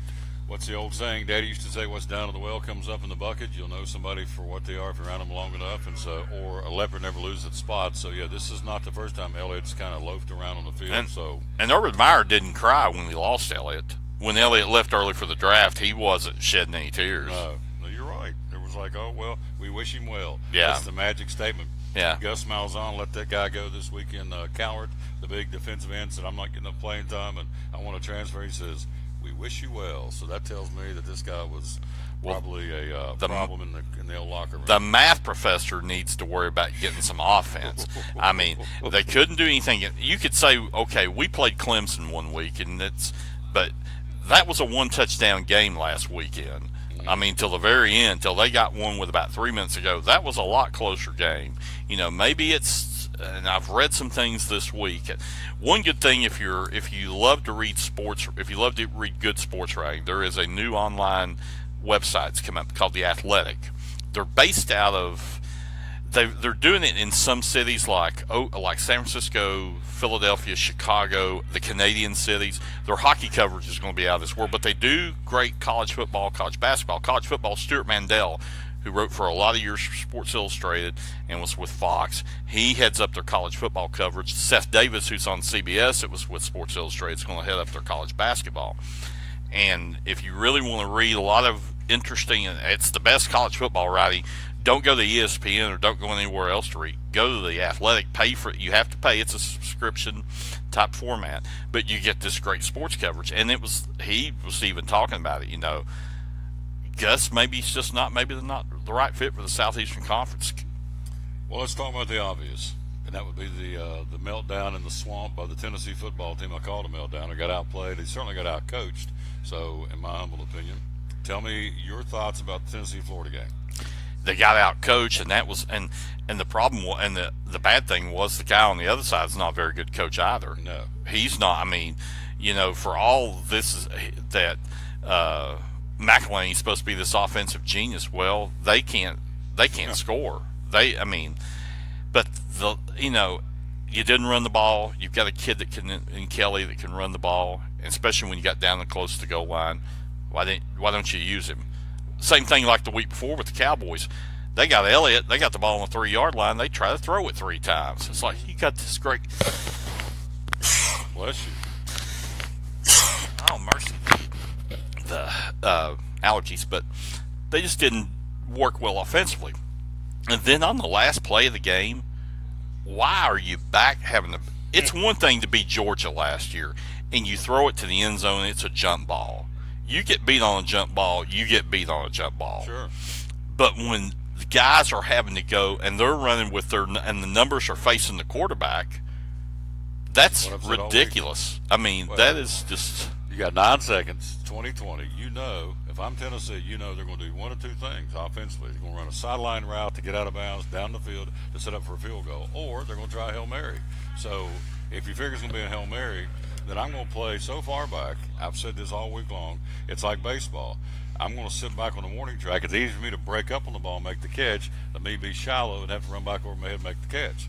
So I'm using the baseball terminology. So defensively for Tennessee, knowing there's a 50-50 shot one of these two are going to happen, I'm playing way back, somebody back there as a center fielder defensively, and that didn't happen. You play 3, you rush 3 people, which I think they rushed 3. You rush 3, you maybe play 3 in the middle to kind of, if they do decide to take the sideline pass, try kind of like, and then you play 5 in the back and say, okay, throw it over our heads. I mean, we're going to play all the way, and we're going to play all the way back. You're going to have to throw it to the end zone, and if you don't think he can get it to the end zone, then you play up, because by that, even if he completes the pass short, I think Florida was out of timeouts. They don't have a chance to get to the. They're not going to get a chance to get the ball down, spike, and get the field goal team on there in time to kick the field goal. And he was trying to throw it to the end zone. There's no excuse to get beat deep. There's an excuse if it's a jump ball in the end zone and my guy beats my guy, then that's kind of like you tip your hat and go on. But when you throw it over their heads, goodness gracious.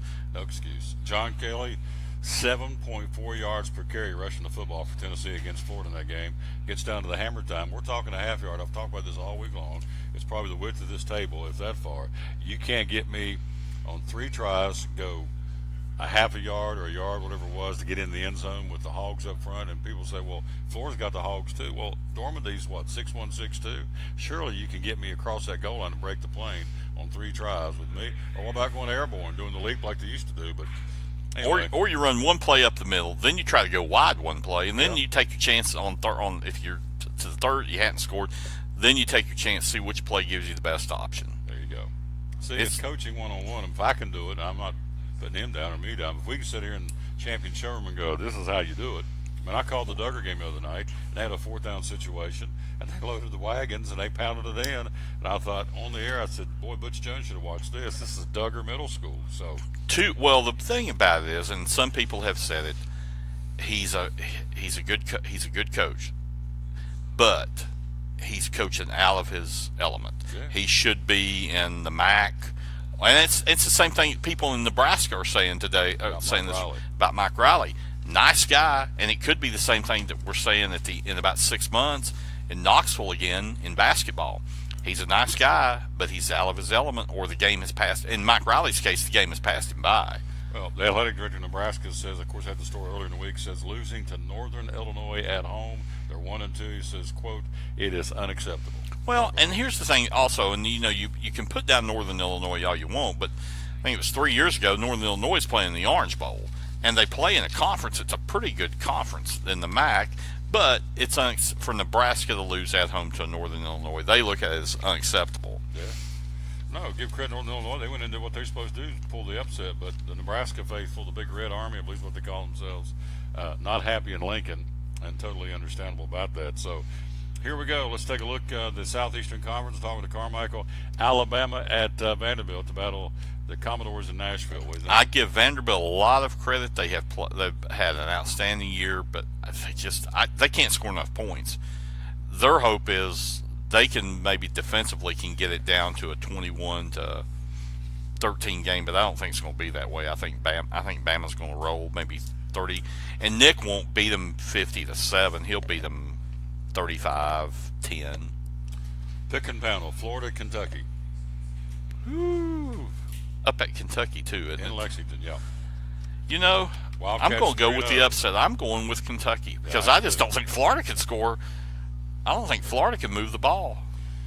Well, I read where Florida has the longest streak of winning against an opponent in Division I is Florida against Kentucky. I have to look it up before tonight's show. I think it's 20 sometimes they beat them. I can't remember the number, but they've totally dominated. But I don't think it's going to be the case. But there's a thing there. A lot of those games, Steve Spurrier or Urban Meyer were coaching coaching Florida. Now you got Jim McElhaney. That's the difference. That's the difference. Notre Dame, Michigan State. Notre Dame, probably just because Notre Dame looked. I mean, they played Boston College last week, but they're the dregs of the ACC, and they just ran down their throats. That's what you're going to see a lot of, trying to run down somebody's throat and imposing their will on Michigan State. And how Michigan State has fallen over the last 2 seasons.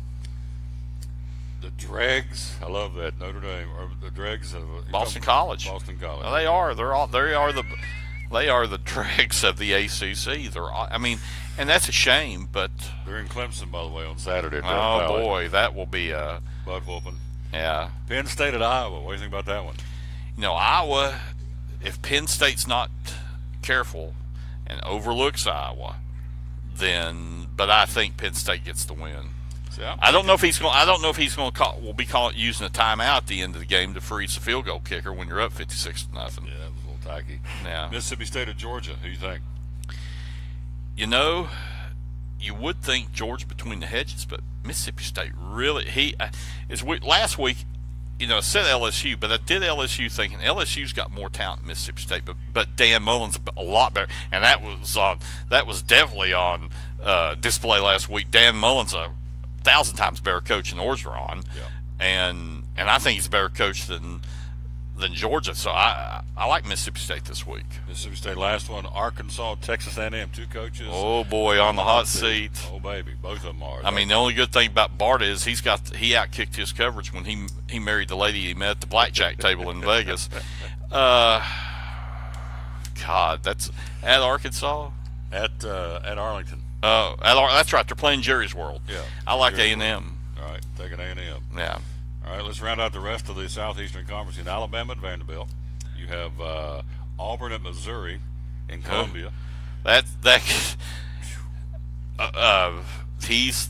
guy's on his Malzahn? the one at Missouri, not Odom, not Barry Odom, but Barry Odom. That's right. He's on his last legs. Syracuse will be in LSU to battle the Tigers in Baton Rouge, non-conference game, of course. Yeah, no, I wouldn't want to be the Orangeman this week. Nope. Louisiana Tech will play South Carolina in Columbia, non-conference. Tennessee has UMass, probably one of the worst teams in Division I football in the country. But UMass is the SEC school's favorite non-conference opponent. The last couple of years, they've almost played everybody. It seems like in the SEC. So they got a good checkbook. They got a nice checkbook. Nice, healthy. They're able to make enough money to help build up their basketball program. There you go. A couple of more. I'm going to let you roll here again. You've got one more I want to talk about. TCU, 16th ranked, the Horned Frogs at number 6, Oklahoma State, both 3-0. TCU will keep the game close for a quarter. Maybe, but Oklahoma, and they're anytime Gary Patterson's got the reputation as defensive genius, well, he's going to really have to work it this week. I mean, Oklahoma State is hitting on all cylinders, and they're looking like it's going to come down to Oklahoma State, see who wins the Big 12 this year. You and Mr. Ange will be together tonight. Again, he's co-hosting the show, and so we will have for you tonight, again, the Champion Chevrolet 5-Star Football Preview, and this young man right here will give you the top 5 college football games of the week across as Rush says, the fruited plain. So next week gets really, really good. This week's okay. Next week gets some really good ones. Georgia, Tennessee, Clemson, Virginia Tech, but got some good ones this week, and you'll showcase those a little bit later on, right? Yes, I will. Yep, and the Bucks and Mercer. We'll talk about that with Dave Ange coming up here in a few minutes. My man Carmichael, one more time. It's the United States Women's National Championship. The U.S. Women's Open, just like it would be if you were the golf coming to Johnson City this year. Yep, we're going to have Tim Barr on hopefully tomorrow, or Gavin Andrews to talk about that from the chamber. We'll take a quick break. We'll be right back. Talk to you tonight. Yes, sir. Great job. Quick break. We'll be right back. Dave Ange joins us next live at Champion Chevrolet on the Tom Davis Sports Show. At FCA, we're touching millions one heart at a time. Since 1954, the Fellowship of Christian Athletes has been putting the heart and soul in sports by challenging athletes and coaches to impact the world for Jesus Christ. As the largest sports ministry in the world, FCA now reaches over 2 million people annually on the professional, college, high school, junior high, and youth levels. Through this shared passion for athletics and faith, lives are changed, one heart at a time. Learn more at FCA.org. American Import and Auto Repair in Johnson City takes care of both male and female customers, but owner Kim Smith says they have a special care and concern for ladies. Being a female in what's considered a man's business, I understand the trepidation that women may have when they come to the shop. They feel like they don't know about cars, they might be intimidated, but that's not the way we do business. Everybody's treated the same. We take the time to explain anything that they have questions about, the repair, the process, the part. We want to make sure people are comfortable with what we're going to do to their vehicle and that they understand. We do cater to women in a sense. We have a real nice waiting room with nice Keurig coffee and flavored creamers, air-conditioned, cushioned seats, TV, everything a girl could want while she waits for her car to be fixed. American Import and Auto Repair in Johnson City, open 6 days a week. Call today at 913-3111. It's Friday night at 7 o'clock. You've been involved in a car accident. You may be out of state on vacation or just a few miles from home. What do you do? Who do you call? At Farmers Insurance Group, one call is all you have to make. Hello, this is Jim Klein, an agent with Farmers Insurance. It's called One and Done. You don't have to wait till Monday morning to file a claim. You can make the initial call and we'll begin right away to help you. We assist you in moving the vehicle to a certified repair shop, getting you set up with rental car, and informing your agent. Then here at the staff at Jim Klein Farmers Insurance, we follow the claim through to the end. It's that easy. One and Done. We're your one and done location for all your insurance needs. Auto, home, life, commercial, workers' comp, and bonds.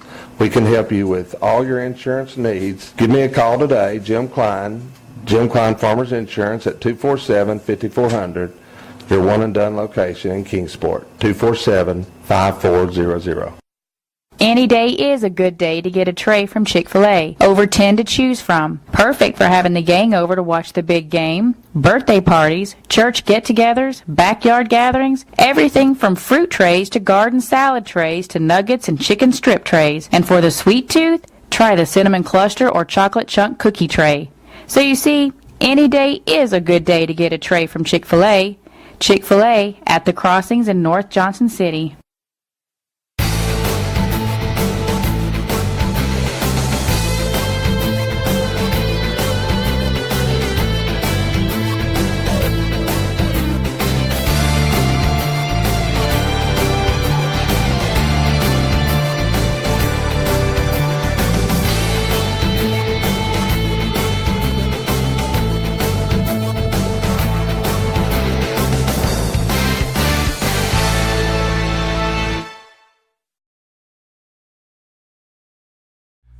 I'm Tom Taylor, and you are Dave Angie. And we got coming up, it's a really cool, every Thursday, it's the Champion Chevrolet 5-Star Football Preview Show. Get you ready for high school and college football every week. Every Thursday, you're going to be covering what for us? Be looking at the Big East Conference. Ooh, that would be Dobbinsville, Sciencefield, and all those great football teams in that conference. Doug Fritz will be giving you the rest of the high school football picture every week.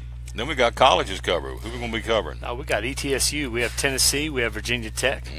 All those. Carmichael's will be along to give us the big 5 games every week because it is a 5-star football preview show. So hope you'll join us every Thursday right here in the showroom at Champion Chevrolet.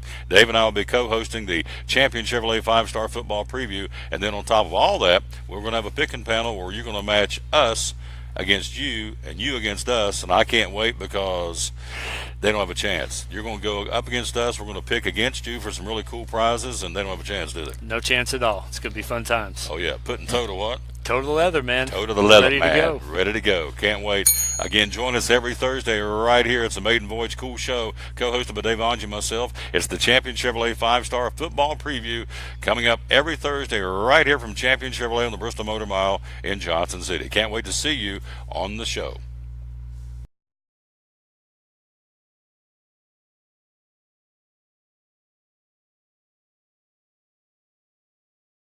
But we're here right now. There's our buddy from the News and Neighbor, our buddy Dave Angie. Good afternoon, sir. How are you? Fantastic, man. Glad to be here. Yeah, I love it. Are you loving this weather? 80 degrees all the way through next week? Oh, I'm loving it. Yeah, it's a nice dry stretch, too. It's just, a little bit of extended summer here for us, getting ready for fall. So, yeah, going to be nice. Looking forward to it. The old rain and cold weather will be coming around soon enough, but let's enjoy the 80s while we got them. Looks like the extended forecast all the way through next week. And we got lots to talk about. Here we go. Let's jump in and go NASCAR. Since last week when we were here, you have, of course, Casey Kane stepping away from Hendrick earlier in the summer, and now he's been picked up by Levine. He's going to be driving that machine, and of course that knocks out Michael McDowell. Still no word on Danica Patrick. Still no word on Kurt Busch or Matt Kenseth or Eric Almirola for that matter. A lot of guys looking for seats, and there's not too many seats around to be taken. What's your take on Casey Kane going to Levine? Well, if anybody has any doubt that Casey Kane loves to drive a race car, I mean, this should settle it. I mean, because he's going to drive a car that equipment not anywhere near as competitive as what he's had at Hendrick, and it's really a step down from that standpoint. What's odd is I think they're running right next to each other though in the standings. I mean, I think the Levine team with McDowell may be one position behind Casey Kane in the points. So, what that shows is Casey Kane really underachieved in that Hendrick equipment. Of course, he's moving over to a place now where expectations won't be as high. And taking some of that pressure off, that might allow him to come out and throw in some top 10 finishes, really surprise people, maybe even get on the verge of getting that team to where they contend for the chase. From that race team standpoint, they're absolutely right to make the move they did. Like they said, nothing against Michael McDowell, and definitely he did a lot for them if you look at the way he was able to drive. But they think they have a driver now that even though this guy wasn't able to contend for a championship or really a lot of race wins recently, he's a guy for them that'll be a step up. And coming from a team like Hendrick, he'll be able to give them better feedback behind the wheel of where they're at compared to where the bigger teams are at. And he can tell them where areas they can close the gap a little bit. That knowledge he has of being in a big race team is going to help. Obviously, he's a solid driver. I don't know what it was. That just a bad fit at Hendrick. Really, it's been 10 years since he's been the guy that was winning multiple races per season and really a threat in the title chase. So he's past that, but sometimes a change of scenery does somebody good, and I know it definitely will be a benefit to the Levine Racing and give them some better data and better feedback. I expect them to be more competitive next year than they were this year. We're talking to our buddy Dave Onge. We're live here again at inside the studio, inside the showroom at Champion Chevrolet in the Bristol Motor Mile, Johnson City. Of course, nobody sells more Chevys. We're having another great month here. Selling a lot of new vehicles, which means a lot of previously owned vehicles are coming in. So if you're looking for a used one or previously owned and or a new one, this is a place to come. And again, one of the specials that Andy was talking about was the fact of this Equinox, the brand new body shape and body style of the Equinox LT. You're going to walk right in, right out of the chute and save $5,000 right off the top. And so it's the 2018s. Some of the 17s are still here. The 18s are coming in on a daily basis. Got the Impala. Again, the 2017 Impala LT. This is all, of course, on the sale paper of the Johnson City Press. And so the 2017 Impala LT four-door, again, saving $7,900 or 22% off the sticker as soon as you walk in here. 2017 Cruise, 25% off the sticker, $5,100 savings on a 2017 four-door Cruise. And also, again, they sell a ton of trucks, and they've got the Colorado LT pickup 4x4, saving $4,000 as soon as you walk in the door on a 2017 Colorado LT 4x4. And of course, nobody sells more Chevys and usually more trucks than anybody else in the state between Memphis and Mountain City than Champion Chevrolet here on the Bristol Highway Motor Mile. Phone number is 282-2121, or you can go to the website championjc.com. You can do all the shopping basically on the internet, as Kristen has said many times, and come in and finish the deal here. But you can get on the internet and or come in and see some of the great sales folks here in person. But either way, this place is hopping, always does, here in East Tennessee's Johnson City, or Johnson City in East Tennessee. Truex wins the first race. He's punched his ticket for the round of 12. So you got a lot of guys scrambling. Chase Elliott gets knocked down 2 notches because of a post-race infraction from Chicago that's really going to hamper him, going from 6th down to 8th in points. So it's showtime, and it's tense and it's stressful right now. Yeah, you know, that thing, I got to give them credit on the 2014 for what they did. You know, all they did was they added a little piece of tape on the back of the car on that spoiler. Did you see how they did that? And, you know, just put a little on one end. And they said that helped them get like 50 to 100 pounds of downforce on that car. Unbelievable. So they're up there and competitive, all with a little piece of tape. I don't know who thought of that. You know, the ingenuity, I got to give them credit. And I'll tell you this, man, I'll tell you, Junior Johnson, people like that are happy as anything they didn't race in the age of high-definition television, because somebody saw it on the video and they kind of zoomed in on it, and it's so crystal clear you can look and say, hey, they got a piece of tape back there. Then somebody with an engineering background figure out how that helped them, and now they get knocked down a few notches, where in years past they would have been a second-place finish or whatever, and they would have, gone on to the next place, without getting caught. So, yeah, give them credit there for trying in that instance, but, here we are again talking about Martin Truex Jr., and they're just dominant. I mean, they flat out are, and this is a guy. We talked about Casey Kane a little bit earlier, making a change to another team. Sometimes you got to make a change. I mean, Truex is, I don't want to take anything away from him. Pretty average race car driver in the Cup Series. He has wins here and there, during his tenure, but nowhere near where he's at now. And it's just the right driver, the right team, and they're getting the right equipment, from Toyota at the moment, and it's all come together, and it looks like they're the team to beat. I'll be shocked if anybody finds a way to beat that team.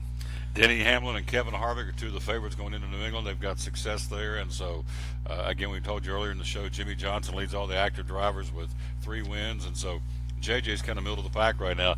Guys in trouble, the bottom 4, because they're going to whack it down from 16 down to 12, not after this race, but after next Sunday's race at Dover. But right now, Kurt Busch, Ricky Stenhouse Jr., Casey Kane, and Ryan Newman are in trouble.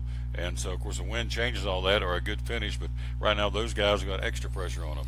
Yeah, definitely. You look at 11 on down there, with those drivers, and that's pretty much who you would expect to see down there. I think that bore itself out in the first race, just depending on, when you look at what we've seen from people in terms of speed on the intermediate tracks this year, those are the drivers we expected to probably be down in this bottom 5 heading into that this next race. So, of course, a very different racetrack, which I like. I think it's good because it gives race teams that may not have been as good last week a chance to be good this week and get a fighting chance to kind of get up there and to be able to get in that top 12 and move on and do all that. But, definitely going to be a different challenge this week than last week. And as you mentioned, different drivers up there amongst the favorites, kind of a flat track, a whole different setup, whole different challenge. And I expect it to be a fun race, especially with that urgency picking up. The seats are becoming very premium at this point because you have Kurt Busch still not signed, Matt Kenseth no home next year, Eric Almirola's out, Michael McDowell's now out, and Danica Patrick's got virtually 5 drivers.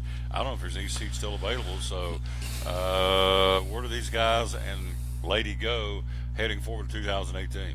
I think, Danica's talked about, she wants to be somewhere competitive. If she's not on a competitive team, I don't think you'll see her out there. I think that's the same for Matt Kenseth, and those two I feel pretty strongly on. Kurt Busch, it's hard to say. I mean, if you look at Kurt Busch after his big falling out, with Penske, he fell way down. He was driving some very lower tier cars to work his way back up. He's done that once. Now he's in his 40s. Is he willing to do that again? I think once you get to the age of Busch and Kenseth, you really start looking at it and saying, I've had a pretty good career. I don't want to go out there. They both got other stuff going on outside racing. You really want to leave your family at home. You want to leave your people at home and go knowing you're going to run in the mid-20s every week. Obviously with Kasey Kahne, unless he sees something more of that opportunity than I'm seeing in it, he just wants to be out there racing. Mark Martin was a guy that just wanted to be out there racing. He did for a lot of years, just couldn't stay away from the track. I see Kenseth and possibly Kurt Busch being people that want to do that. And Danica just has so many opportunities outside of racing. There's a bunch of talk about fitness stuff that she wants to do, and she's launched her own brand of clothing and all that. And there's a lot going on for her that she can get into and not have to put up with it. So it's a personal decision at that choice. I think seats are at a premium. I think those drivers could find a seat if they absolutely just wanted to drive something next season. But it'll be interesting to see where their priorities are when it comes time to make that decision. Chip Ganassi in the Indy Series has said he's going from a 4 team down to 2. He's going to keep Scott Dixon. He's going to put somebody in the number 10 seat, yet to be determined. And so I'm thinking, okay, what's the possibility of Danica Patrick going back to the Indy Series and racing for Chip Ganassi? Because of sponsorship, has went from 4 down to 2 for 2018. Could she go in that direction? Yeah, I don't see her going back there. I mean, the problem with it is investing all this time, and we've talked about it before on here about when open wheel driving and NASCAR driving are 2 very different things. Obviously she had a bunch of open wheel training coming up, and I don't think it ever translated very well over to NASCAR, but she spent, the last 7 to 8 years really focusing on stock cars. I think there would be an adjustment period for her going back. Now we saw Juan Pablo Montoya do it, and there have been other drivers, Dario Franchitti and some of them, and of course they weren't in it quite as long, able to go back and adjust again. It was like they never left, drove really well. But, with her, I just have a hard time seeing her going back to open wheel. I think in her case, it was such a big move and there was so much attention on it. It would almost, and since she didn't have success, I think it would be saying, I made a mistake by ever leaving in the first place if she just goes back and gets into an open wheel car. And like I say, there's so many different possibilities out there that don't involve physical risk as much as open wheel does. I mean, we routinely see some pretty serious injuries in open wheel racing that you don't see in NASCAR anymore. So at this stage in her life, I think she's maybe at the point where we might be seeing the last of her as a driver. College football switch gears with Don Dave Onge. Of course, we're going to be here tonight again for the Champion Chevrolet 5-Star Football preview show. Can't wait. Looking forward to it very much. And Mr. Copenhaver's made his picks, and Mr. Dietrich has made his picks for the upcoming pick and pound for this week. And let's get your take on what went woefully wrong for the Tennessee Volunteers last Saturday in Lexington. They're going to Lexington this weekend, but for the Gators and the Swamp, what went wrong with Tennessee football, in your humble opinion? Red zone. I mean, you look at it, they're down inside the 10-yard line. They had 7 plays inside the 10-yard line, I think. Threw it all 7 times for 0 yards, interception. I think the real key exchange in that game happened when Tennessee got down there. They got the taunting penalty on a ball that should have been intercepted. So they get a 1st and goal at the 1. And for whatever reason, and this has been dissected by Tennessee fans on the phones, for all week. People have been up in arms on Facebook, everywhere else. They don't run the football. Then you look later in the fourth quarter at what Kelly's able to do, running up and down the football field. They got Florida absolutely gassed, and can't put the game away. And I think it just comes down to, I think what's really got Tennessee fans frustrated, when it comes time to win big football games, it comes time to make plays, Butch Jones tends to overthink stuff. He tends to, I think in his answers to the questions about why they didn't run it more down there, he overthought it about 17 different ways, and just, it's becoming uneasy because he's a different coach. He'll be a different coach in this UMass game. They'll be aggressive. They'll go out there. They'll win by a lot. He'll coach loose. But in these really big football games, he just tightens up. I don't know what it is. Is he in over his head? I think people need to start probably asking that question. He recruits really well, but when it comes time to win the big football games, they don't do it, and it happens on a routine basis. Now they've won some games over the years they have no business winning. That's a different mindset than when it's okay. These two teams were playing for a championship, which they've been in that. They were in that last year. Then they went to Vanderbilt. They had a chance to represent the East in the championship game, and it didn't happen. And I think at some point, people start looking at a long enough track record of that not happening, and it becomes a narrative. And I think there's some truth to it. I think he's, I think there's been some extraordinary bad luck in some cases, but I do think that there's enough of a track record now of him losing big games to where it's a legitimate question. Coaches on the hot seat: Gus Malzahn, Auburn; Brett Bielema, Arkansas; Kevin Sumlin, Texas A&M. They'll play each other coming up this weekend, and of course Butch Jones in Knoxville. On the flip side, guys are being heralded as underrated: Mike Gundy, Oklahoma State; Dan Mullen, Mississippi State; Willie Taggart of Oregon; and then Jeff Brom of Purdue; Rocky Long of San Diego State. Those guys are out there for the picking for our future coaching vacancy. So is a guy by the name of Les Miles. So is a guy by the name of Bob Stoops. So, and of course, I've heard Stoops' name batted around all week long on Facebook for UT. No. to turn around and make another coaching change for Tennessee, that's what everybody's wanting, but they want it every time they get beat. And I don't know who'd be the right fit. Of course, Butch is still the man down there for now. And tomorrow, or rather Saturday, UMass will be no competition. Probably benefiting Tennessee more than anything, Dave Onge, is the fact that Georgia has got their hands full of Mississippi State on Saturday night down between the hedges, while Tennessee's got a cupcake game with UMass. I think getting ready for that game next Saturday in Knoxville is definitely advantage Tennessee. I can argue the other side of that. I can see that point, but I can also see it being detrimental to Tennessee because this early in the season, when you go out, you want to learn as much about your football team as possible. Tennessee's not going to learn. These guys aren't going to learn anything about themselves against UMass. Other than the fact that they're 42 points better than UMass, or at least they better be, or else we'll be talking coaching change next week. But yeah, so they're going to go out there. They're not going to show anything. They're not going to meet any, resistance unless Georgia gets somebody hurt in that game. Then they'll benefit the most because they're going to go out there. They're going to have a lot of good film to work with. They're going to run up against a formidable team, win or lose. I think they can come out of that football game a better team. Whereas Tennessee, you're playing a team like that. I just don't. You can get sloppy, and you can come into the Georgia game sloppy because you didn't have to be sharp the week before. So, that to me would be my concern if I'm Tennessee. I think the focus and practice this week will be to be sharp and not worry about who's on the field against you, and just work on doing everything, limit the penalties, obviously, don't turn the ball over, just do all the things you need to do to win football, and don't even worry about the scoreboard and how it ends up, But yeah, I think Georgia's going to get more out of this game than Tennessee does, and I think that's a huge challenge, regardless of who's playing quarterback for Georgia. I think right now, when the odds come out, I think you're going to see Georgia as a favorite in that game. Never thought of it that way. That's a good point. You think Tennessee could come out flat after the way they lost down at the Swamp, and knowing that UMass on paper should be easy picking because there's a chance they can come out flat as a flitter? That's the thing is, it seems like, and I don't know, I don't know as much about the inner workings of Tennessee football or if it's a cultural thing.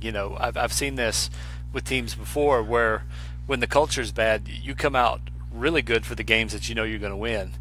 and you come out red hot and you dominate. But then when you come up against somebody that's on your level, you start to get tight and you start to struggle. So I don't think they'll have as much trouble getting up. I think you'll see them play about like they did against Indiana State. It's a pretty dominant victory. But what you want to see if you're a Tennessee fan, and you're going to want to see them play sharper. You want to see, penalties, turnovers, all those areas we talked about. You want to see that razor sharp, and that'll be a sign that they did what they needed to during practice, and they at least have some momentum to go in and play some clean football against Georgia, because they're going to need to. You can't make mistakes if you're going to beat that Georgia team, because they had a lot of young players play last year. Those guys are back. They're pretty experienced, and they're pretty good. They won in a tough place going up there to Notre Dame. So should be some good football this weekend for sure, all across. And again, you've got a couple other games we'll talk about tonight. Texas Christian, Oklahoma State, both ranked. Of course, Mississippi State at Georgia, Florida, Kentucky. I don't think it's going to be a cakewalk for the Gators, is what I saw. It looks to be one of the weaker teams Florida's had in a long, long time down in Gainesville. So they'll be at Kentucky. We'll talk about that tonight. Penn State at Iowa. Where's your beloved Wolverines? I'll tell you this. Speaking of Michigan, and I was talking about this morning, I really honestly believe this. Michigan has played Florida, Cincinnati, and Air Force so far this year. And I'm not convinced that Florida wasn't the worst team Michigan's played so far. I think Florida might be the worst team Michigan's played. That's my, because Air Force, good football team. In Cincinnati, I think there's an argument there. Florida might be better than them, but yeah, this is a dangerous game for Florida going up to Kentucky. I think Kentucky's a team, obviously, that could win that football game. Here's another one that I think will be interesting, and people don't. Alabama at Vanderbilt.